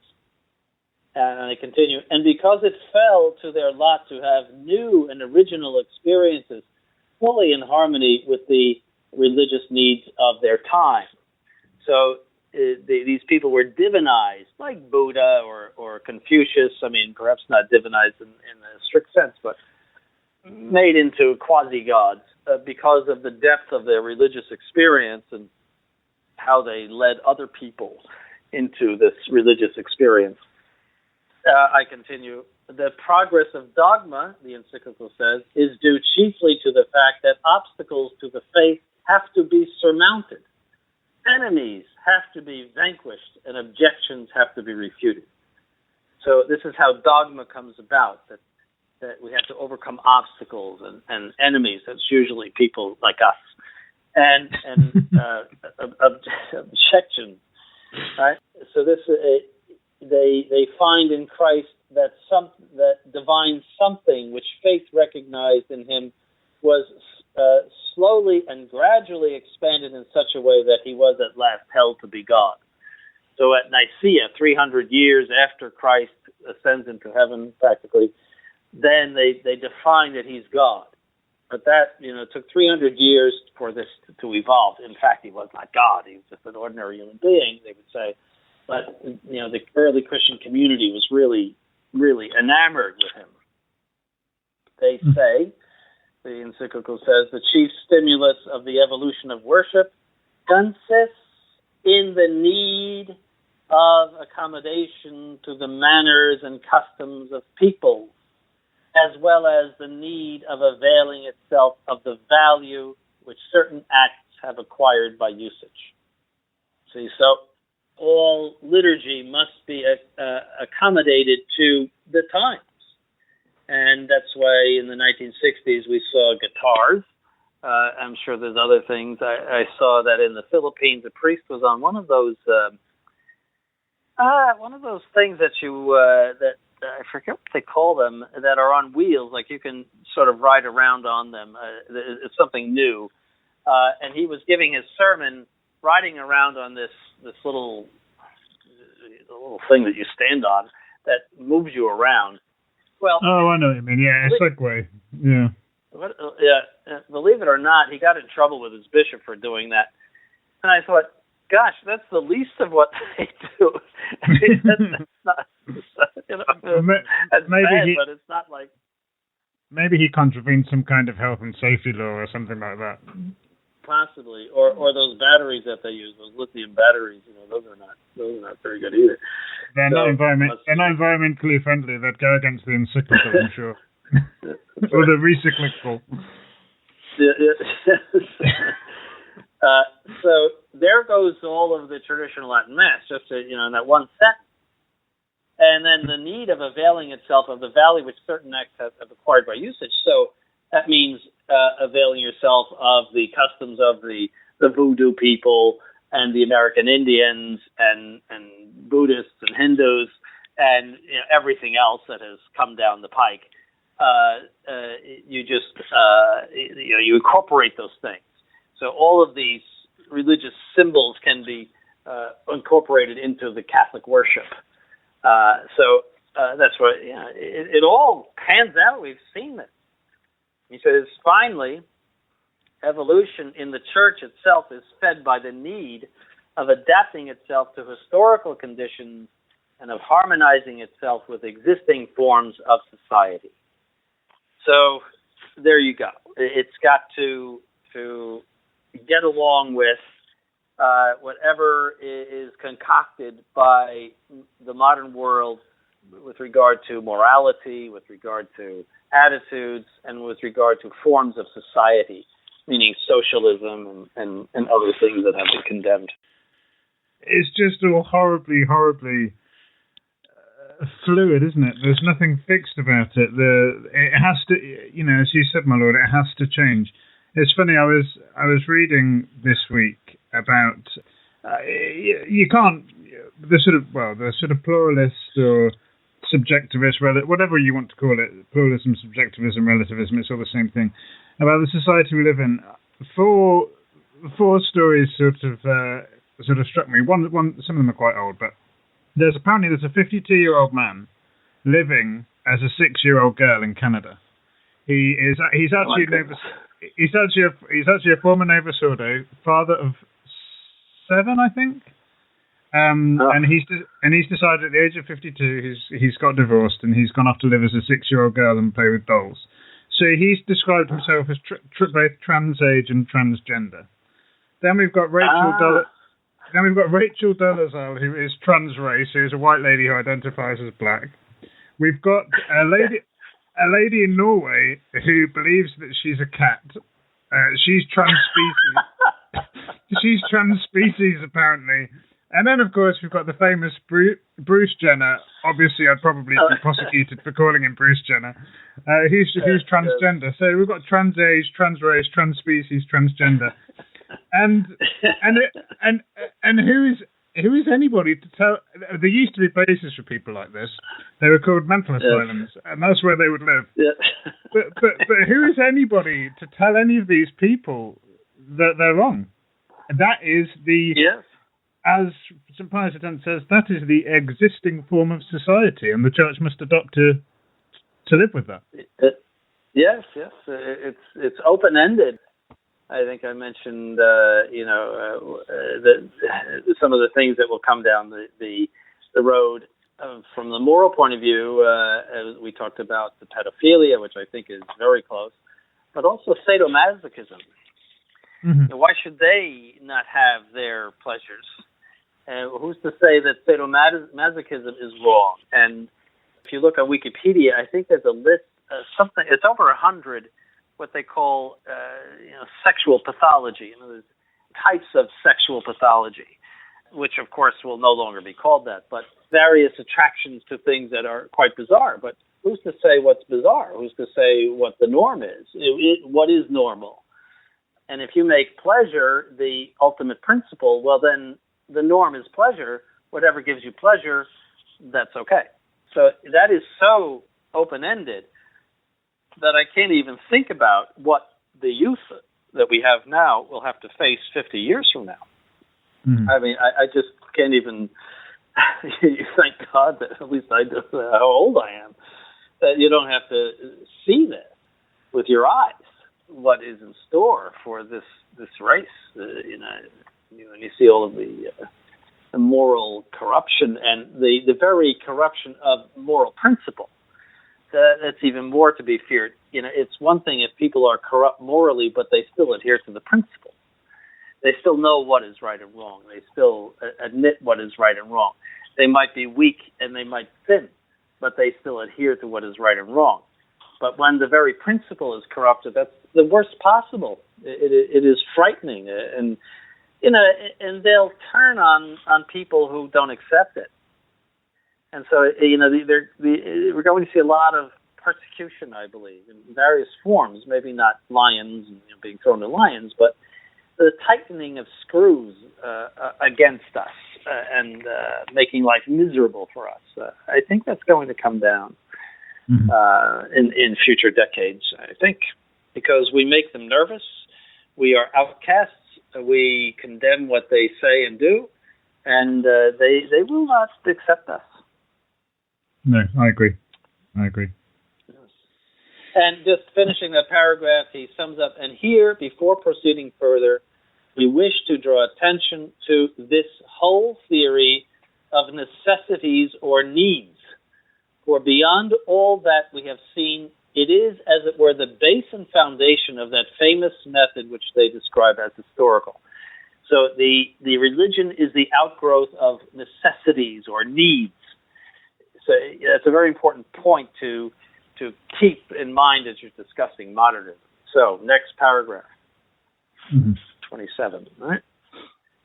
Tradition and progress. He says, although evolution is urged on by needs or necessities, yet if controlled by these alone, it would easily overstep the boundaries of tradition. So here he's going to say that there has to be some cap on this runaway progress that is dictated by necessities and needs. So he says the conserving force exists in the church and is found in tradition. Tradition is represented by religious authority, and this both by right and in fact. By right, for it is in the very nature of authority to protect tradition. And in fact, since authority, raised as it is above the contingencies of life, feels hardly or not at all the spurs of progress. The progressive force, on the contrary, responds to the inner needs, lies in the individual consciences, and works in them. So there is a type of tension between authority which wants to preserve tradition, and the forces of progress, which is in the people, we might say, or the nitty-gritty, the grassroots, which seeks progress. And that they have to interact, and the authority must put the brakes on progress in order that there be a suitable evolution. And this is the reason why we've had a Ratzinger. I think Ratzinger realized that it was going a little bit too fast, and that there was a danger of losing continuity and of fanning the flames of somebody that might say that, this is no longer the Catholic faith. I think that's why he took that role of, quote unquote, the promoter of tradition. Also, notice that tradition is not something that they detest in itself, but they detest it only if it is not in accordance with the principles of modernism.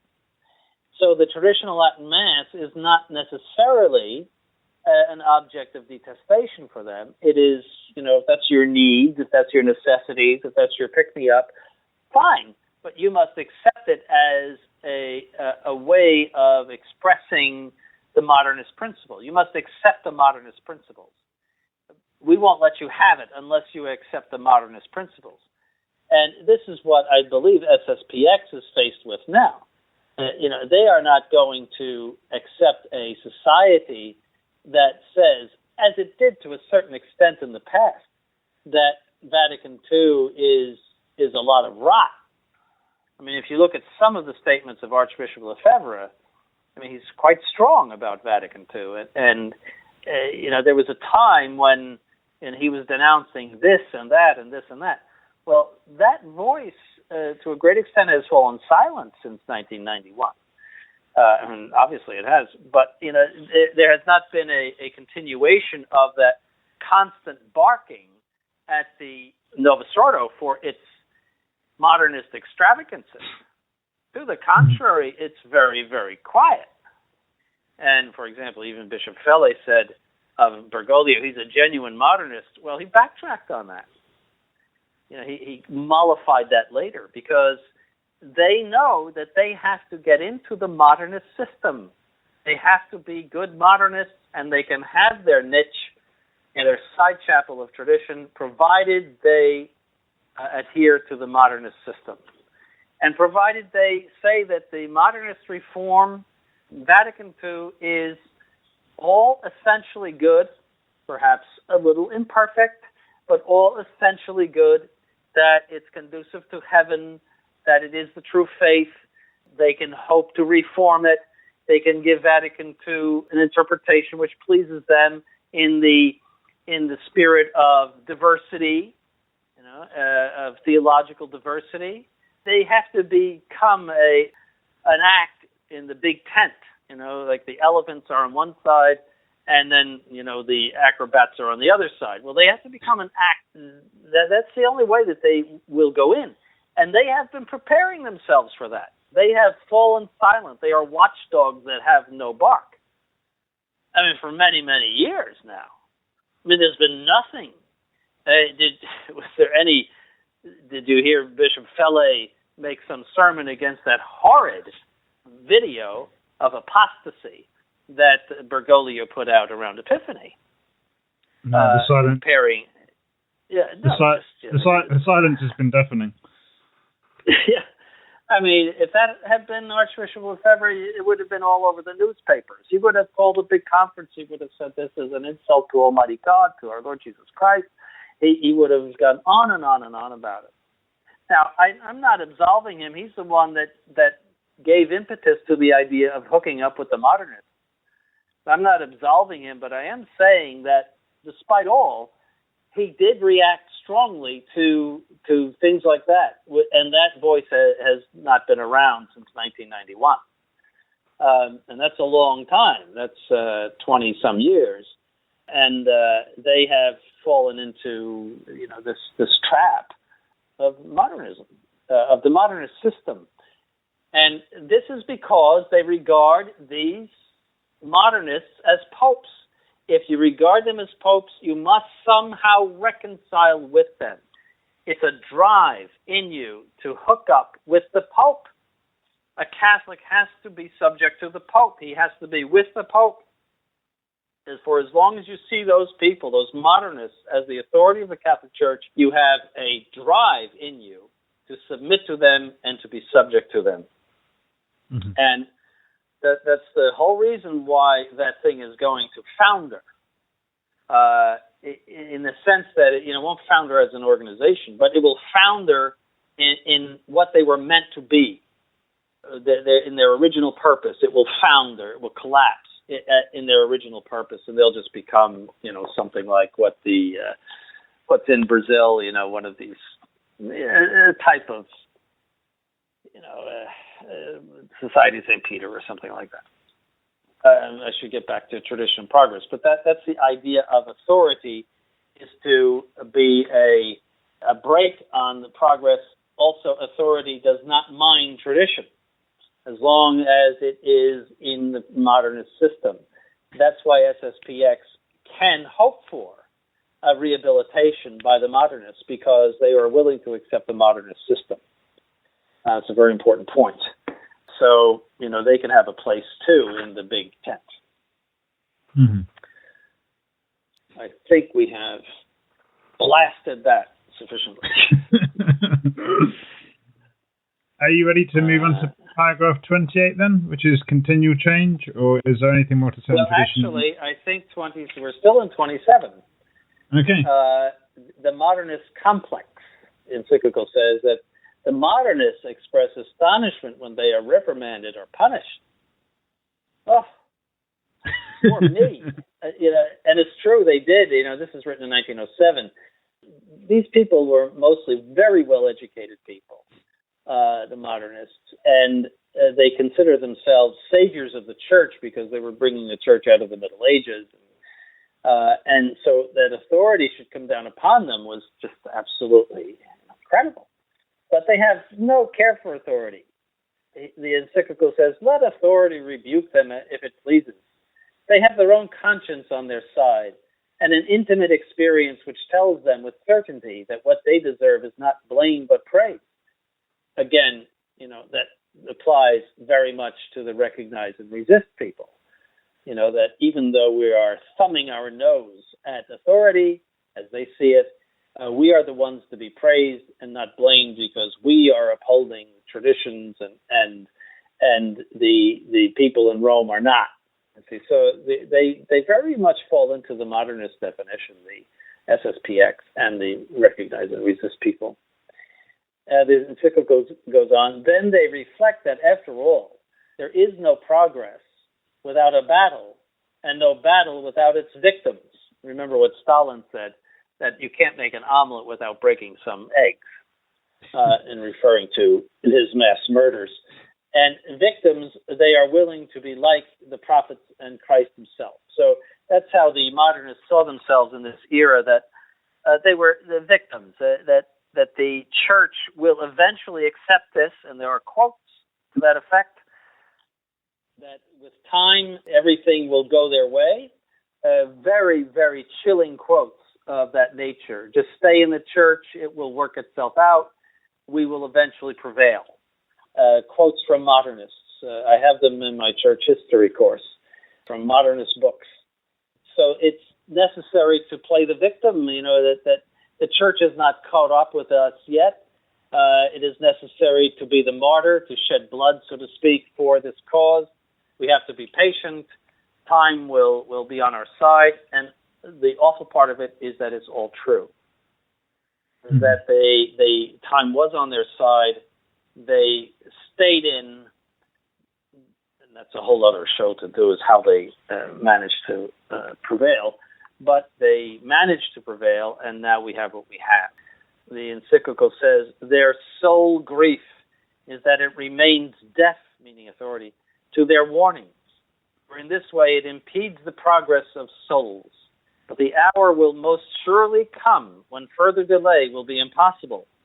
For if the laws of evolution may be checked for a while, they cannot be finally evaded. See, that's chilling. And that's exactly what the modernists said. Stay in the church. Stay in the church.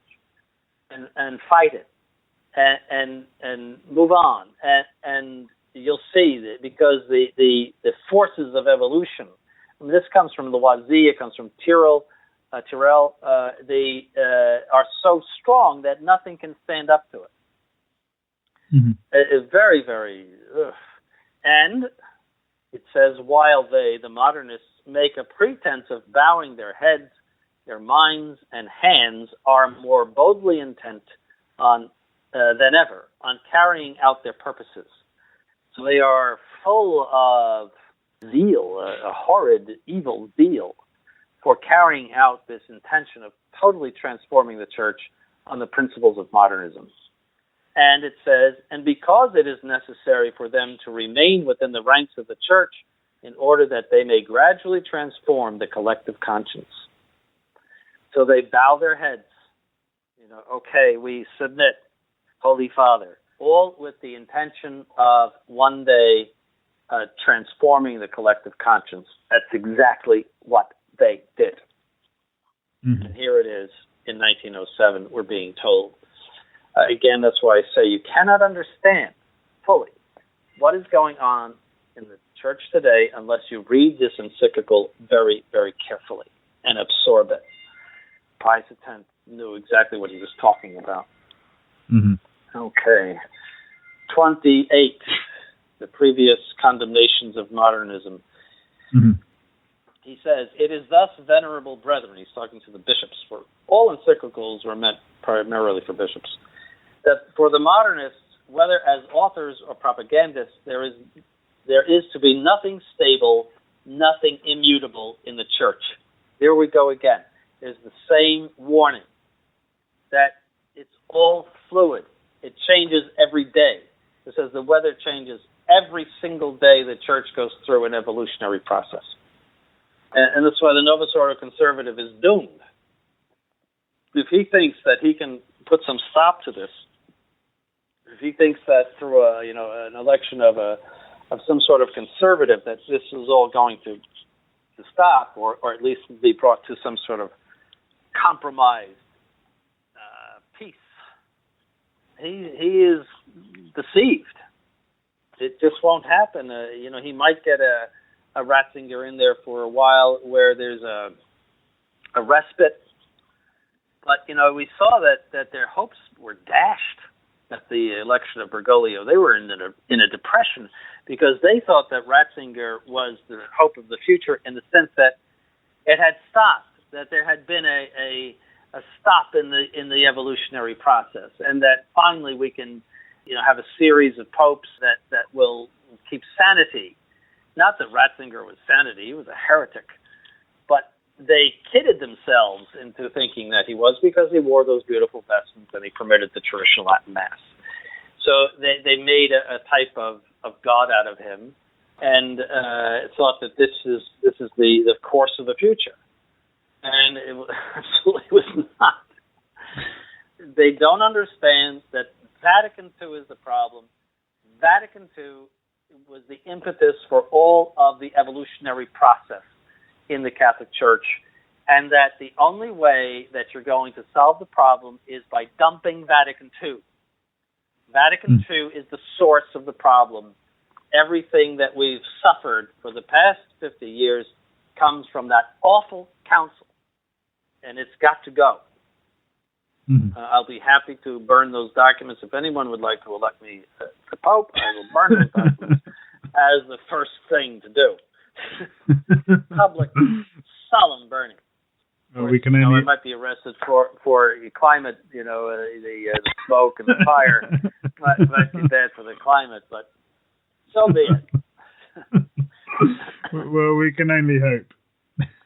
Yes. I have visions of carrying out these great tomes of Vatican II, probably leather bound and magnificent gold bindings and all, and throwing them on a big pyre and watching them go up in smoke. That would be a wonderful day to see that happen. It would be a brilliant day. Yeah, I think we all look forward to that. One day, maybe. Yes. Okay. So he quotes a few early condemnations of modernism here, and one is of Pius IX, quotes Pius IX, saying, "These enemies of divine revelation extol human progress to the skies, and with rash and sacrilegious daring would have it introduced into the Catholic religion as if this religion were not the work of God, but of man, or some kind of philosophical discovery susceptible of perfection by human efforts." That's what you call an early condemnation, in the sense that it doesn't specifically address it, but it addresses the principles of modernism. He also quotes Pius IX saying, condemning this statement, "Divine revelation is imperfect and therefore subject to continual and indefinite progress corresponding with the progress of human reason." So there again, the principle of evolution inserted into revelation and dogma. And then you have also the Vatican Council, that means the 1870 Vatican Council. It says, "The doctrine of the faith which God has revealed has not been proposed to human intelligence to be perfected by them as if it were a philosophical system, but as a divine deposit entrusted to the spouse of Christ to be faithfully guarded and infallibly interpreted. Hence, also, that sense of the sacred dogmas is to be perpetually retained, which our Holy Mother, the Church, has once declared. Nor is this sense," meaning the meaning of it, "ever to be abandoned on plea or pretext of a more profound comprehension of the truth." That last sentence is very, very important, because what the modernists do is accept the whole creed. They accept everything in the councils, the popes, everything, but they suck out of it its original meaning. And they give it a new meaning, and they also apply the rules of evolution. And that is, well, that was true for its time. That was the conscience of the time. But we have a different time, and therefore we don't deny those things. They were true for their time, but we have a different time, and therefore we have different truths. That is not a problem for them at all. They don't see any contradiction. That's a perfectly normal way to address it. So that statement of Vatican I is very, very important. Mm-hmm. Again, he quotes, "Let intelligence and science and wisdom, therefore," this is the council, "increase and progress abundantly and vigorously in individuals and in the mass," that means in the mass of people, "in the believer and in the whole church throughout the ages and the centuries, but only in its own kind, that is, according to the same dogma, the same sense, the same acceptation." Very important principle, that the dogmas cannot change in meaning. They are not subject to any evolution. It's a very important principle of the Vatican Council. Mm-hmm. So, 29 is very short, so we'll skip 29. He talks in number 30 of the modernist as historian. He says their three first laws are contained in those three principles of their philosophy already dealt with: the principle of agnosticism, the theorem of transfiguration of things by faith, and that other, which may be called the principle of disfiguration. So, let's review those. Agnosticism says that we cannot know God by our intelligence, that anything to do with God is outside of the object of our intelligence. We cannot reason to his existence. We cannot reason to his nature. Our intellects cannot know God. That reduces the faith to a religious sense or experience, a feeling. All right? That's agnosticism. And then transfiguration means that faith uplifts the reality. So Christ for them is an ordinary human being, but he was uplifted by the faith of his followers to be someone very special, finally God. See? Mm-hmm. And then disfiguration is that, well, when you compare the transfiguration to the historical reality, you see that he was disfigured. that it really doesn't add up, that he was not truly God. He was just an ordinary human being like Buddha, who started a movement. So that's modernist history. So the church is not a sacred institution under the guidance of Almighty God. It's this outgrowth of the religious conscience. The common church history taught up to now has a lot of disfiguration in it. The lives of the saints and the miracles and all of that. Well, this is a product of people's imaginations because they were so happy about this saint or that saint, or that everything supernatural gets the axe. Everything supernatural gets the axe in principle. Now, that is not to say that there could be those things occasionally, where people might embroider this or that or the other thing. That's not to exclude that possibility, that you might have a popular tradition that it doesn't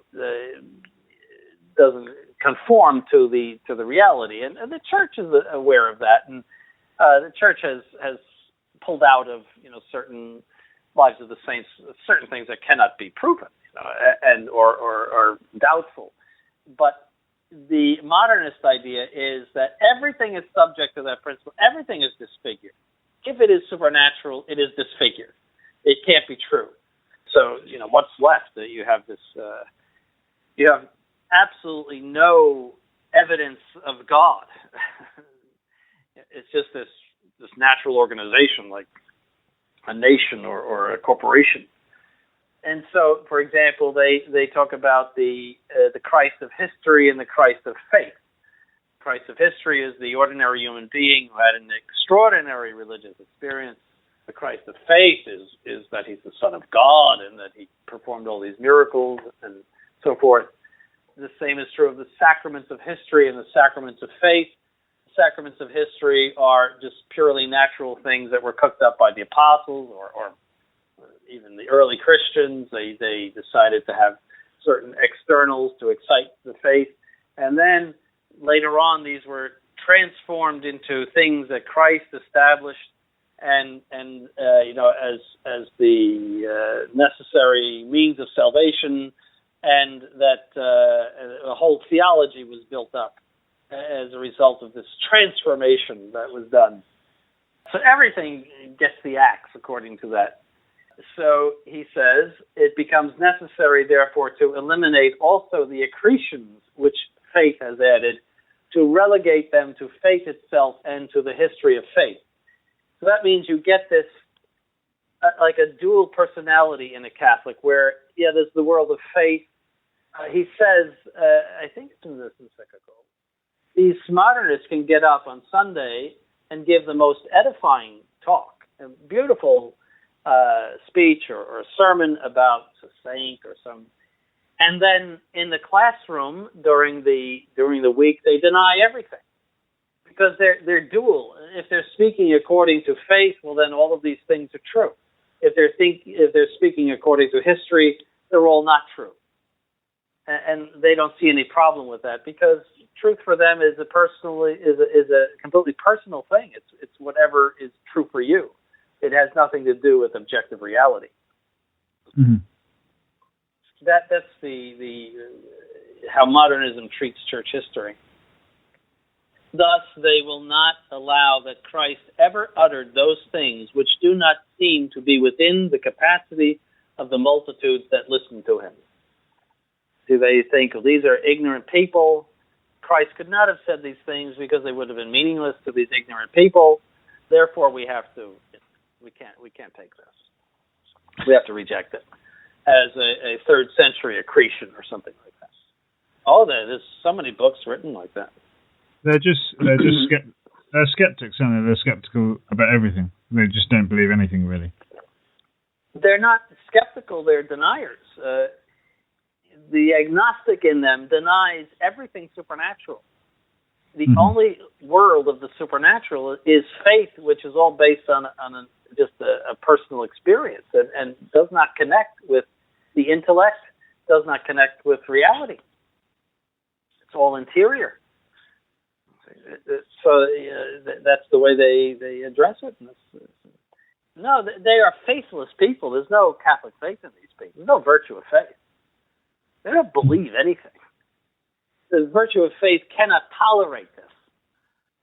The virtue of faith is a supernatural gift from God that has as its object divine revelation. It cannot tolerate this garbage. It revolts against it. No, they're totally faithless, these people. He finishes that paragraph by saying, in this way, absolutely a priori and acting on philosophical principles which they hold, but which they profess to ignore, they proclaim that Christ, according to what they call his real history, was not God and never did anything divine, and that as man he did and said only what they, judging from the time in which he lived, consider that he ought to have said or done. See, so they set themselves up as judges 2,000 years later. They know Christ's psychology 2,000 years later, which is very experimental. And they figure, well, none of this could really have happened, and we have to reduce him to someone that is common to his age and fits into history very nicely, according to their principles. When I read those sentences, I thought, well, this is way beyond vanity. It's way beyond pride. It's way beyond arrogance. It's correct me if I'm wrong, my lord, but for me, it's kind of verging on hatred of God. I think so. It's a contempt, certainly, for God. I think at bottom, it's a lack of faith. These people don't have faith. They are agnostics. There's no faith in them, but they want to transform the church according to their faithless world. I mean, it's a bizarre thing. Why not just leave and just go off and die like an atheist? No, they have this idea that the church needs to be transformed.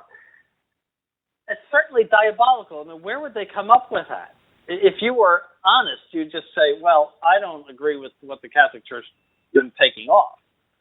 But they have this interior need, which I can only ascribe to the devil, of transforming the Catholic faith. Because the devil for 2,000 years has tried the external means of wrecking the church. Persecutions, heresies, you name it. You pick up a church history book and it's just loaded with problems. People making trouble for the Catholic Church in one form or other. And that didn't work.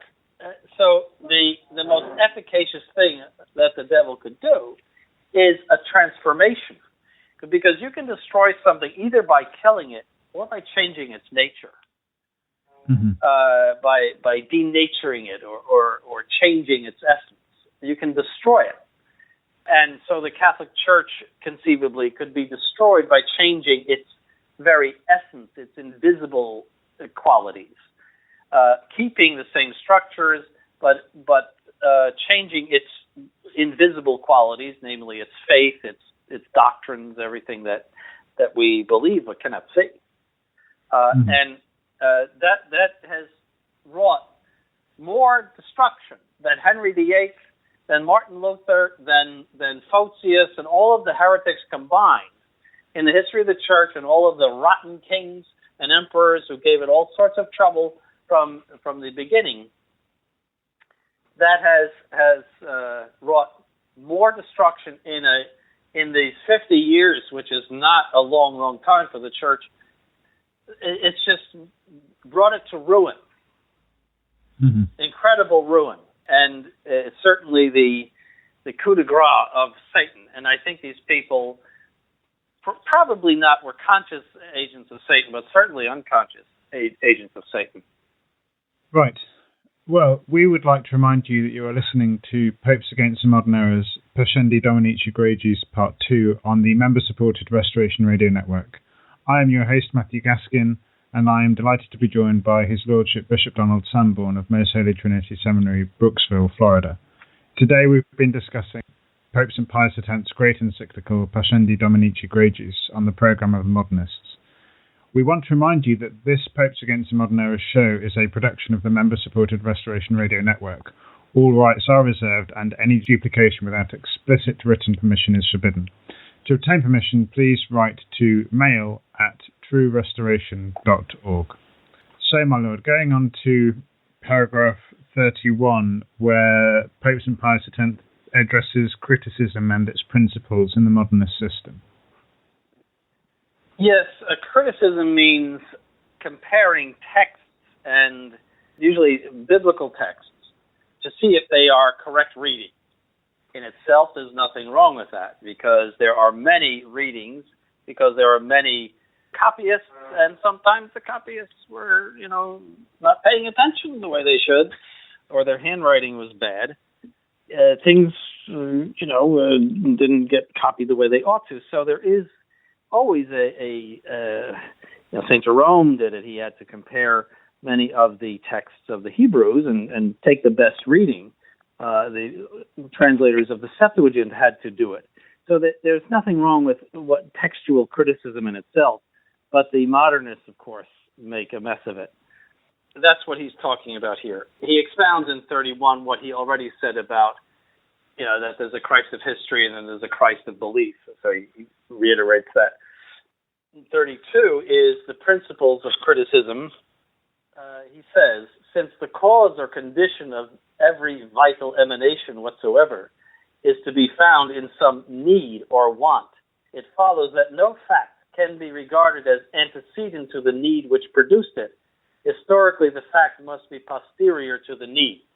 So I know that sounds a little complicated, but he's saying that you cannot have a true religious experience unless it corresponds to some need in you.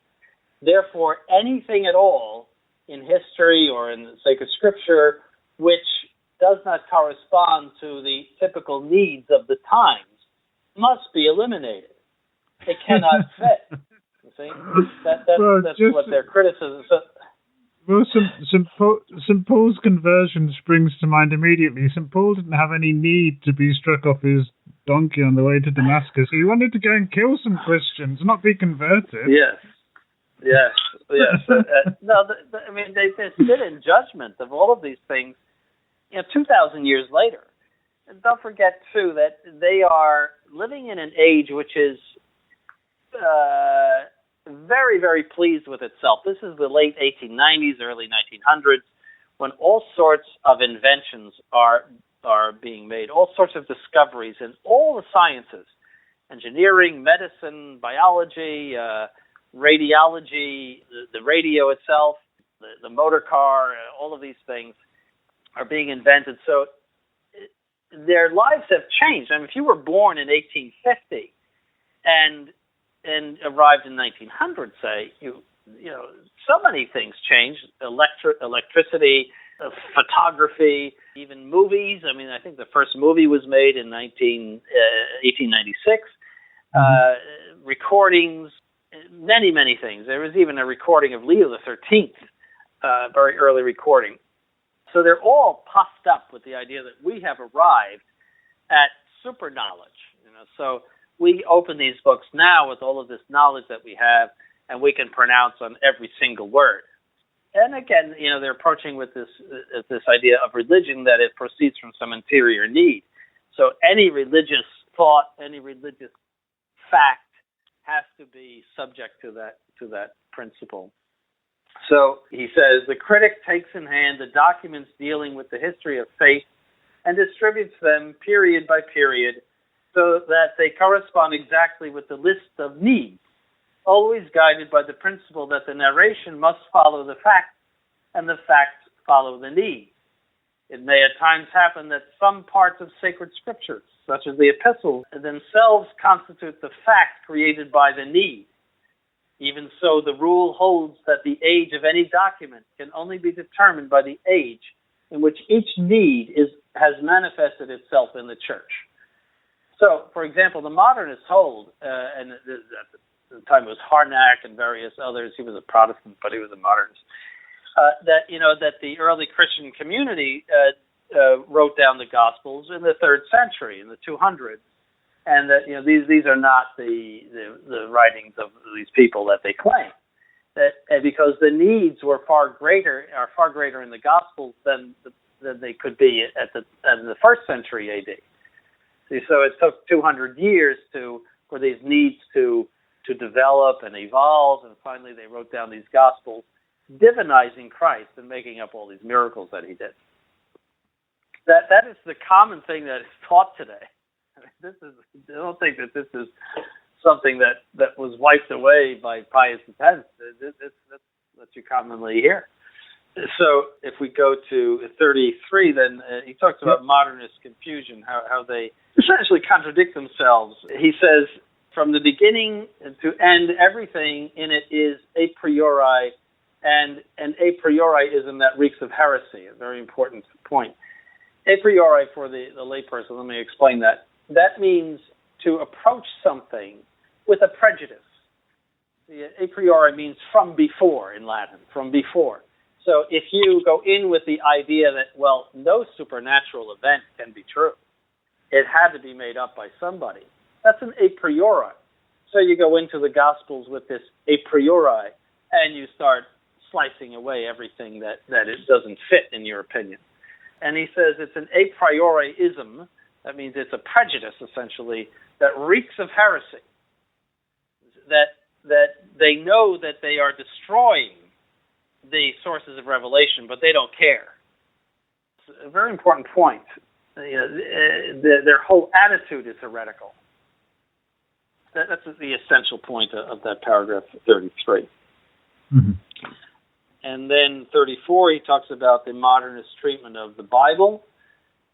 He says the modernists have no hesitation in affirming generally that these books, and especially the Pentateuch and the first 3 Gospels, have been gradually formed by a primitive, brief narration, by additions, by interpolations of theological or allegorical interpretations, or parts introduced only for the purpose of joining different passages together. So it's a quilt of things that may have been said or written down in the 1st century and things that may have been added later, and then somebody took it all together and put it in one big book and called it St. Matthew's Gospel. And that's the common teaching today. I mean, if you go to universities or seminaries, that's what they'll tell you, that these are products of a much later age. But they assume that because it fits their system, though. Again, it's a priori. It fits their system for that to be the case. Therefore, it must be true. Yes. They go into the whole thing with this a priori, this prejudice, this prejudgment. That's what prejudice means. This prejudgment that this is the framework in which all things must fit, and so they push and shove until it fits. And their attitude is heretical.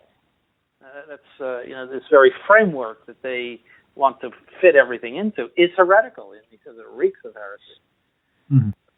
He says, the Pope says, to aid them in this, they call to their assistance that branch of criticism which they call textual, and labor to show that such a fact or such a phrase is not in its right place, adducing other arguments of the same kind. See, so if, for example, in Isaiah it talks of Cyrus, who is actually a future Persian emperor or whatever he was, well, that can't be because that would be a prophecy. So this must have been written after Cyrus. And anything else which, of course, anything else which indicates prophecy has to be debunked as it doesn't fit. It was added later. Like, for example, our Lord's prediction of the destruction of Jerusalem. Oh, well, that can't be. That shows that the Gospels were written well after the destruction of Jerusalem. In fact, there was a book written a number of years ago showing how St. Matthew's Gospel, which contains that, was written in around the 60s AD, and that's, of course, before the destruction of Jerusalem. But that's a typical example. This is impossible. Because they cannot admit the idea of prophecy, that God could reveal to someone something that will happen in the future. They cannot admit that. It's impossible, because fundamentally they don't believe in God. If you believe in God, that's not a problem for you.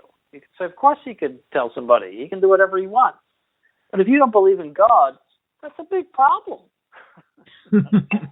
How do we explain this? They made it up. That's known as textual criticism.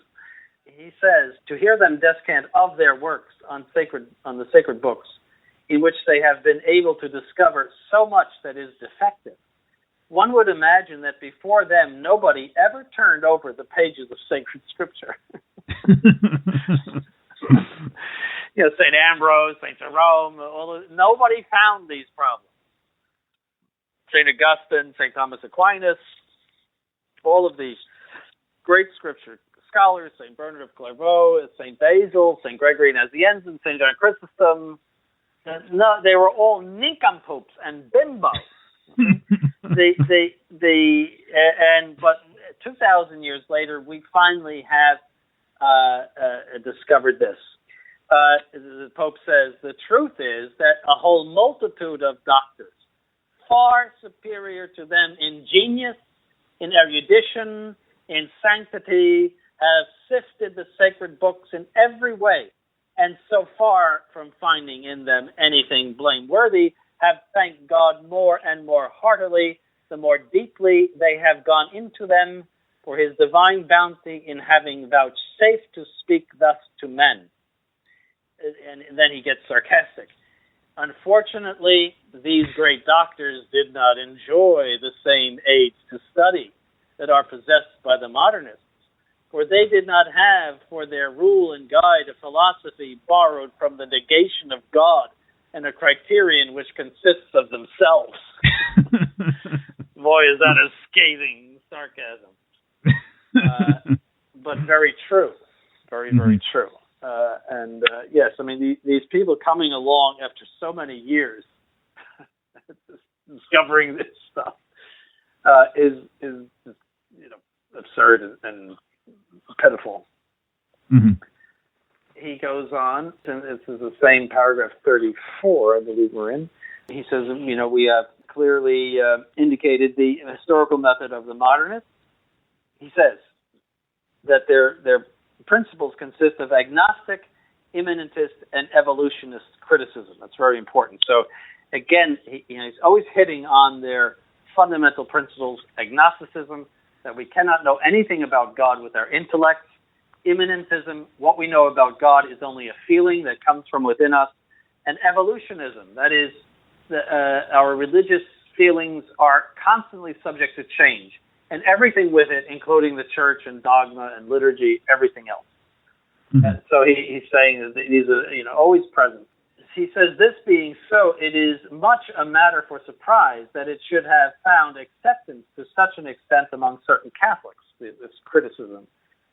Two causes may be assigned for this, he says. First, the close alliance which the historians and critics of this school have formed among themselves, independent of all differences of nationality or religion. See, so all of these people were usually in universities. They all knew all the European languages. They're talking to each other in these reviews. They're patting each other on the back. They're going to conferences, and they all know each other. And they're Protestants and Catholics alike. It doesn't matter. It's all the same. Second, their boundless effrontery, by which, if one then makes any utterance, the others applaud him in chorus, proclaiming that science has made another step forward, while if an outsider should desire to inspect the new discovery for himself, they form a coalition against him. So these modernists would applaud each other, something like the Academy Awards. You've destroyed this dogma, and then they get a golden statue. and if anyone should criticize them, they join ranks and they solidify and hail down all sorts of criticism upon those who would attack them as being stupid or uneducated or something like that, being a dinosaur or whatever. I was just going to say, my lord, I don't know if you have the same phrase in the States, but in England we call it the lovies. It's the lovies, lovey darling. So all the thespians get together and say, oh, lovey darling, and they're all as one. But criticizing them, they'll all turn on you. Oh, well, in England we call them the lovies. That's generally true of the academic world. They all know each other, and they publish.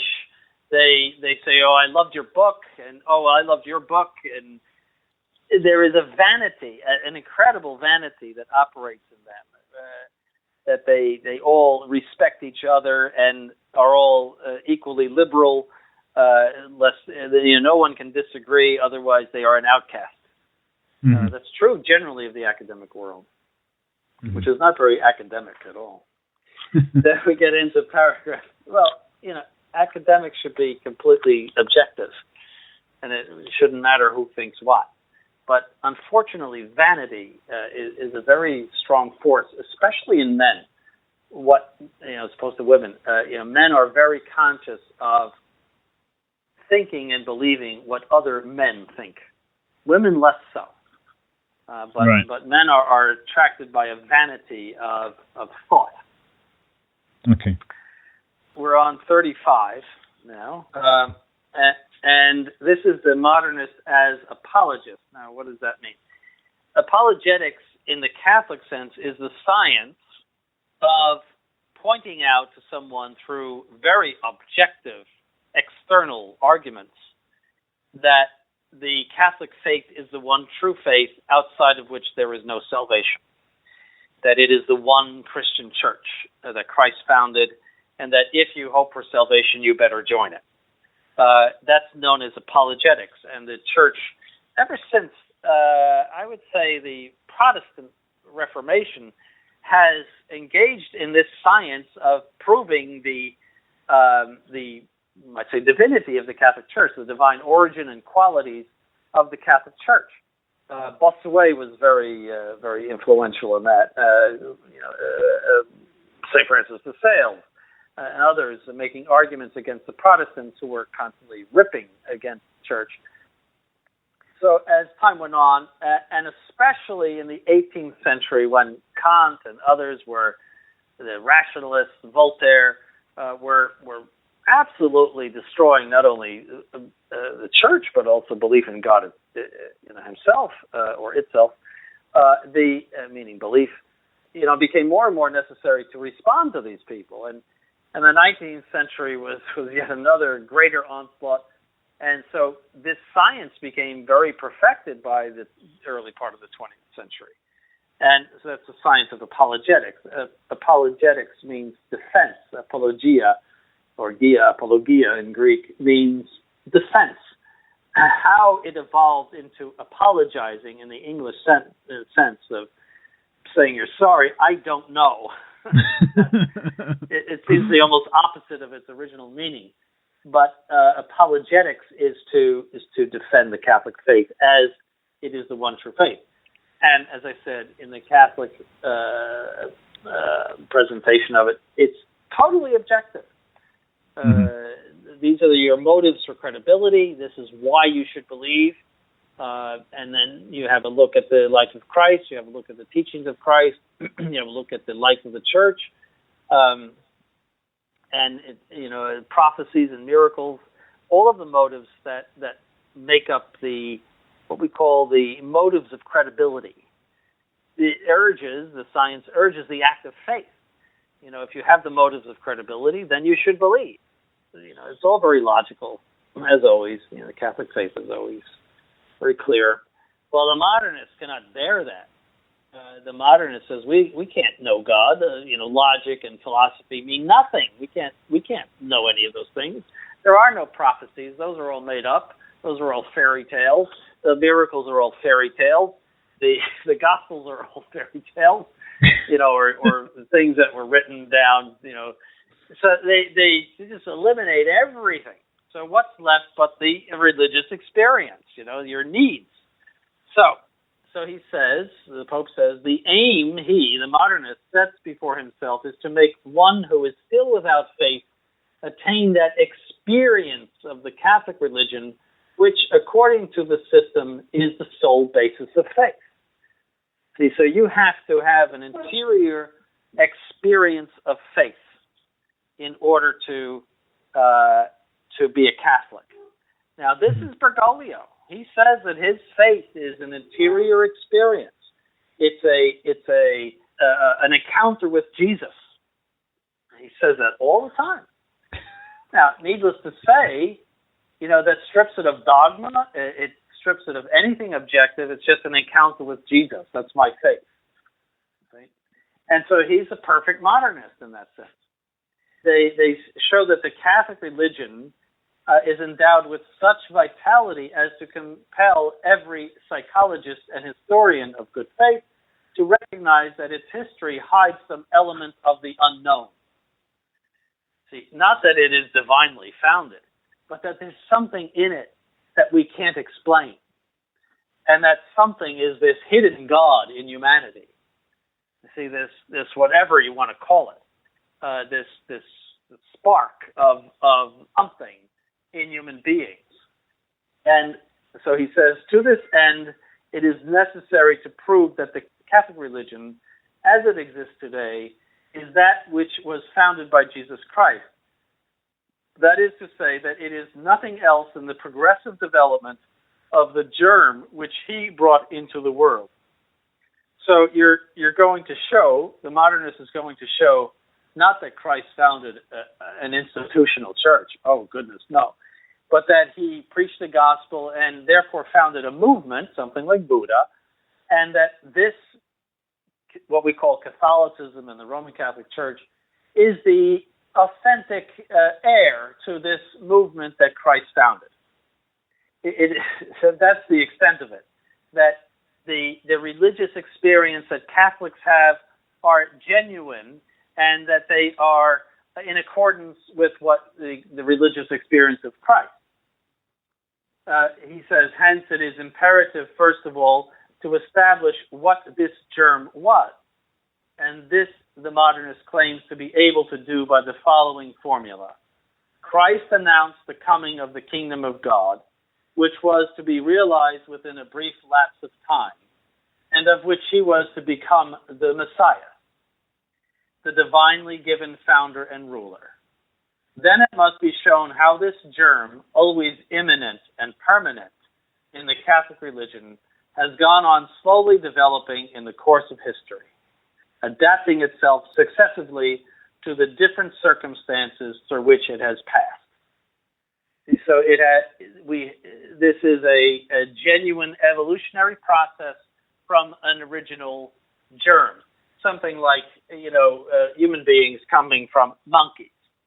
See that we can show that the human being has come from a monkey, and so also that the Catholic Church has come from this original religious germ or seed in Christ. Mm-hmm. This movement has overcome so many obstacles and has such a wonderful history that it shows that there's something unknown in it. He says the unknown rises forth from it and presents itself before us. So you should join this movement and have this experience, this Catholic experience. And you can feel genuine and one with Christ because you have this Catholic experience. That is the modernist apologetics. It is the Novus Ordo apologetics. You see, Bergoglio said, proselytism is all nonsense. Mm-hmm. Proselytism means traditional Catholic apologetics, showing that you should abandon your false religion and join the Catholic Church, and repudiate your false religion and join the Catholic Church. Oh, that's awful. What you're supposed to do is just show people your experience, and by your example and by the vitality of your experience, they will be attracted to to Catholicism. Perhaps that's how apologetics or apologia became apologize in English, because obviously in England, if you're going to tell somebody an uncomfortable truth, you would always apologize first and say, I'm very sorry, but you're misinformed because of these objective facts. So perhaps that's how it came about. I don't know. But it's certainly a very long way away from the two ideas, the modernist and the traditional ideas of apologetics, just seem to be completely poles apart, but then you would expect them to be. Yes, so that's the modernist methodology of apologetics. Then we move on to number 36, modernist confusion. They admit openly, the encyclical says, and with ill-concealed satisfaction, that they have found that even its dogma, meaning the Church's dogma, is not exempt from errors and contradictions. But for them, that's not a problem, because it's not a single unity of truth. It's an evolving thing.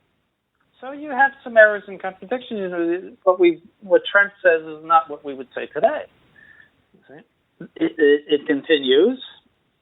In the sacred books, there are many passages referring to science or history where, according to them, manifest errors are to be found. So, accepting Genesis as historical would just be something so unacceptable to them. How can you accept that fairy tale as something historical? It's obviously an allegory.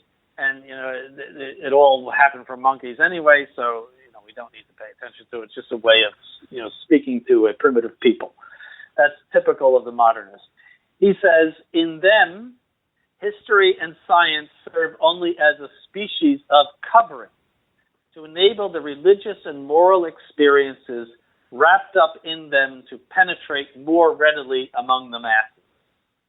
So it would speak of the cosmogony of the world, or things that we might call scientific or historical, only to as a sort of framework in which to preach some sort of moral or dogmatic idea to the ignorant people. See, so you can't take any of that history or science seriously. Now, it could easily contradict the truth. It's just something that they made up in order to, as a vehicle, in order to teach the people. Mm-hmm. Just making up stories. It goes on. It says, now life has its own truth and its own logic.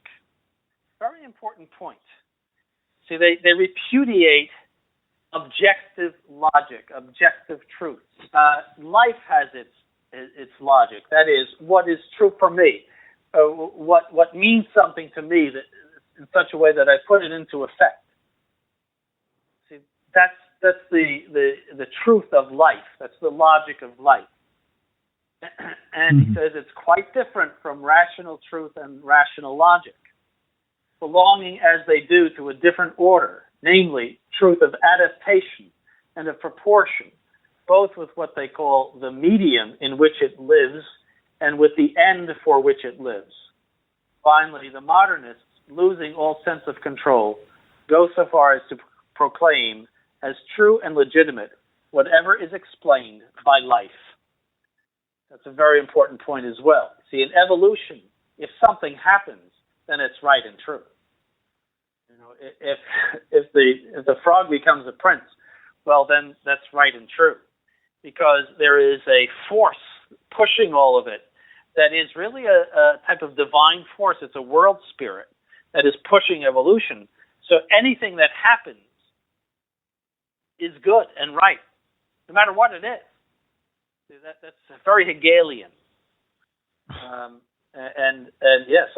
So whatever happens in life is right and true. So therefore, people's beliefs are canonized by the fact that they're there. Well, we've arrived at it.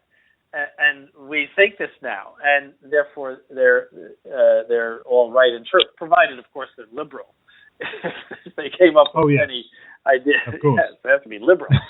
And, he goes on to say that the modernists say that the dogmas bristle with flagrant contradictions.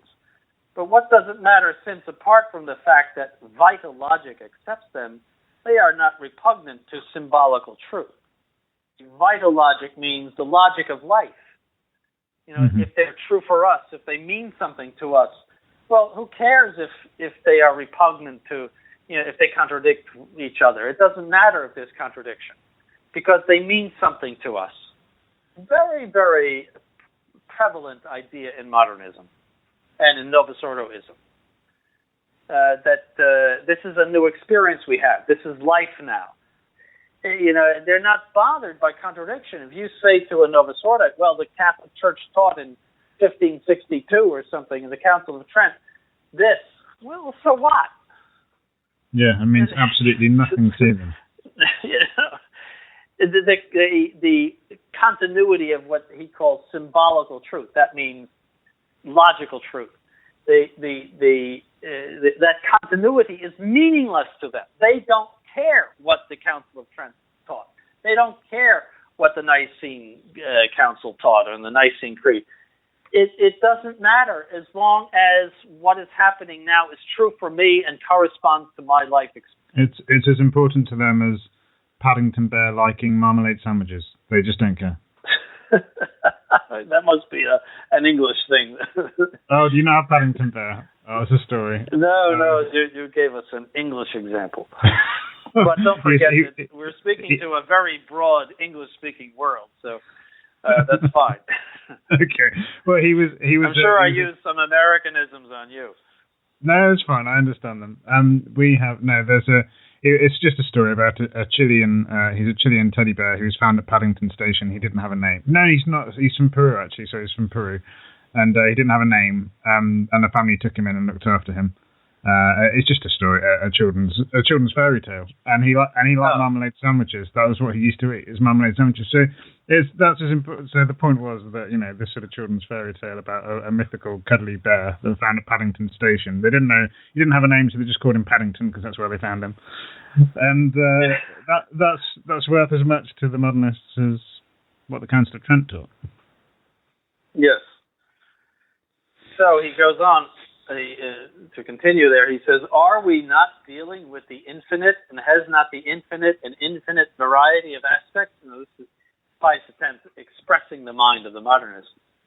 In short, to maintain and defend these theories, they do not hesitate to declare that the noblest homage that can be paid to the infinite is to make it the object of contradictory statements.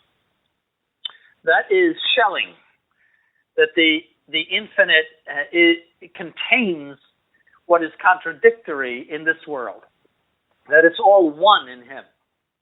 That was Schelling, the famous German evolutionist in the early part of the 19th century. And they have taken that all of these things are resolved in God. We don't need to worry about it. That Trent contradicts Vatican II or you're all... you're worked up about nothing. It's just what's true for now. Contradiction is not a problem. So we again appear as dinosaurs worrying about contradiction. It's all one in God. There's no fear of the justice of God in any of this, is there? No, because you live life, you evolve, and that's God in you. There's no idea of an objective norm of morality. It's all God in you, and He's developing you, and He's developing in you, and so forth and whatnot.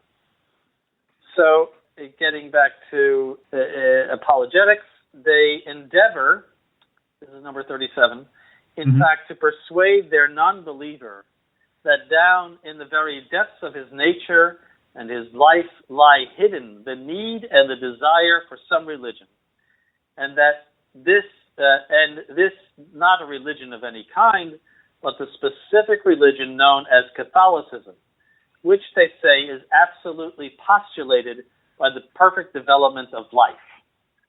So this again is seen in the Novus Ordo, where they say that the Catholic Church has the fullness. That's how they put this. That all of these religions, Anglican, Lutheran, and so forth, all have truth. They have value in the order of salvation, but they're imperfect, and the Catholic Church has the fullness. So the only thing that distinguishes these Christian sects is that one has the fullness and the other just has, a piece of the pie, or a few pieces of the pie, as the case may be. That's how they try to draw people to the Catholic Church. Today they wouldn't even try. It doesn't matter anymore. But at that time there was still some idea of becoming a Catholic. He says, such, venerable brethren, is a summary description of the apologetic method of the modernists, in perfect harmony with their doctrines, methods and doctrines replete with errors, made not for the edification, but for destruction, not for the making of Catholics, but for the seduction of those who are Catholics into heresy, and tending to the utter subversion of all religion. Those are very strong words, and ringing true as we speak. Mm-hmm. The utter subversion of all religion, and the seduction of those who are Catholics into heresy. Very, very poignant and moving. Mm-hmm. Absolutely. So, now number 38, the modernist as reformer. So now he's going to show how they want to reform everything in the church. He says in this paragraph, in all Catholicism, there is absolutely nothing on which it, meaning their reformist idea, does not fasten. Everything gets affected. There's not a single stone unturned. And that's what we've seen since Vatican II. Nothing is the same. There's not a single thing. No. It all was completely changed. They wish the scholastic philosophy to be relegated to the history of philosophy and to be classed among absolute systems, and the young men to be taught modern philosophy, which alone is true and suited to the times in which we live. So they have a hatred of St. Thomas Aquinas, a hatred of all of the church's traditional scholastic theology, which was perfectly logical and clear. It was a beautiful, beautiful thing. They hate it. The reason why they hate it is that it is so objective and that they cannot get around it. They cannot have their modernist system in it. They cannot use it because it is totally objective. Rather, they want the students to learn Immanuel Kant. And this is, again, what happens in seminaries. You go to the modernist seminary today, and sure, they teach you Thomas Aquinas. They teach you a history of philosophy, and they spend maybe a week or two on St. Thomas Aquinas. Now, you were in the seminary. You know how long we spend on the philosophy of St. Thomas Aquinas. Yeah. Yes, I do. It's very deep and complicated, difficult, and requires a great deal of attention and work. As I remember, my lord, you wouldn't let us go anywhere near it without getting our logic straightened out first. Yes. So philosophy is like pouring the foundation of a building. It's very, very important, and that's why it was always taught in seminaries. And we've actually added on a year since you've been here. But the hatred of scholastic philosophy is rule number one. And replacing it with Kantian 18th century relativistic philosophy. It says that they desire the reform of theology, rational theology, meaning St. Thomas, is to have modern philosophy as its foundation, and so that means you have to teach everything with the principles of relativity of truth and interior experience, and that there's no objective truth. And positive theology is to be founded on the history of dogma. Positive theology means collecting the ideas of the fathers studying the fathers and seeing what they said about various dogmas. That's known as positive theology. And that has to be founded on the history of dogma. History of dogma means how the dogma evolved, just like how a human being evolved from a monkey. How did we come up with transubstantiation? Well, you had all these historical circumstances and this and that. That's history of dogma, and the modernists were very high on what is known as history of dogma. Mm-hmm.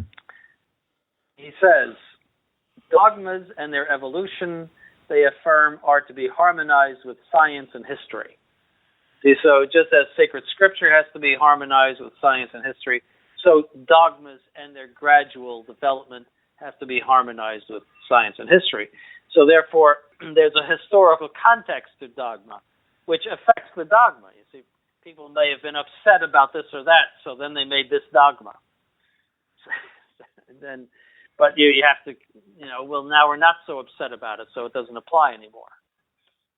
Mm-hmm. Regarding worship, they say the number of external devotions is to be reduced and steps must be taken to prevent their further increase. All right, so we've seen that, calling for a simplification of the rites and the whole.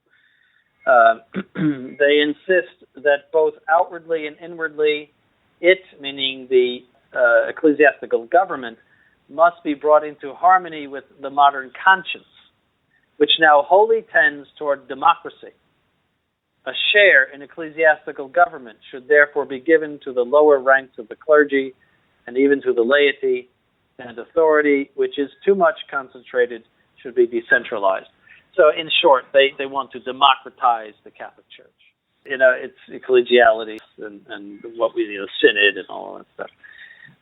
And they ask the clergy to return to their primitive humility and poverty, and that in their ideas and action they should admit the principles of modernism. Well, of course. So again, the stripping of the clergy of any sort of prominence.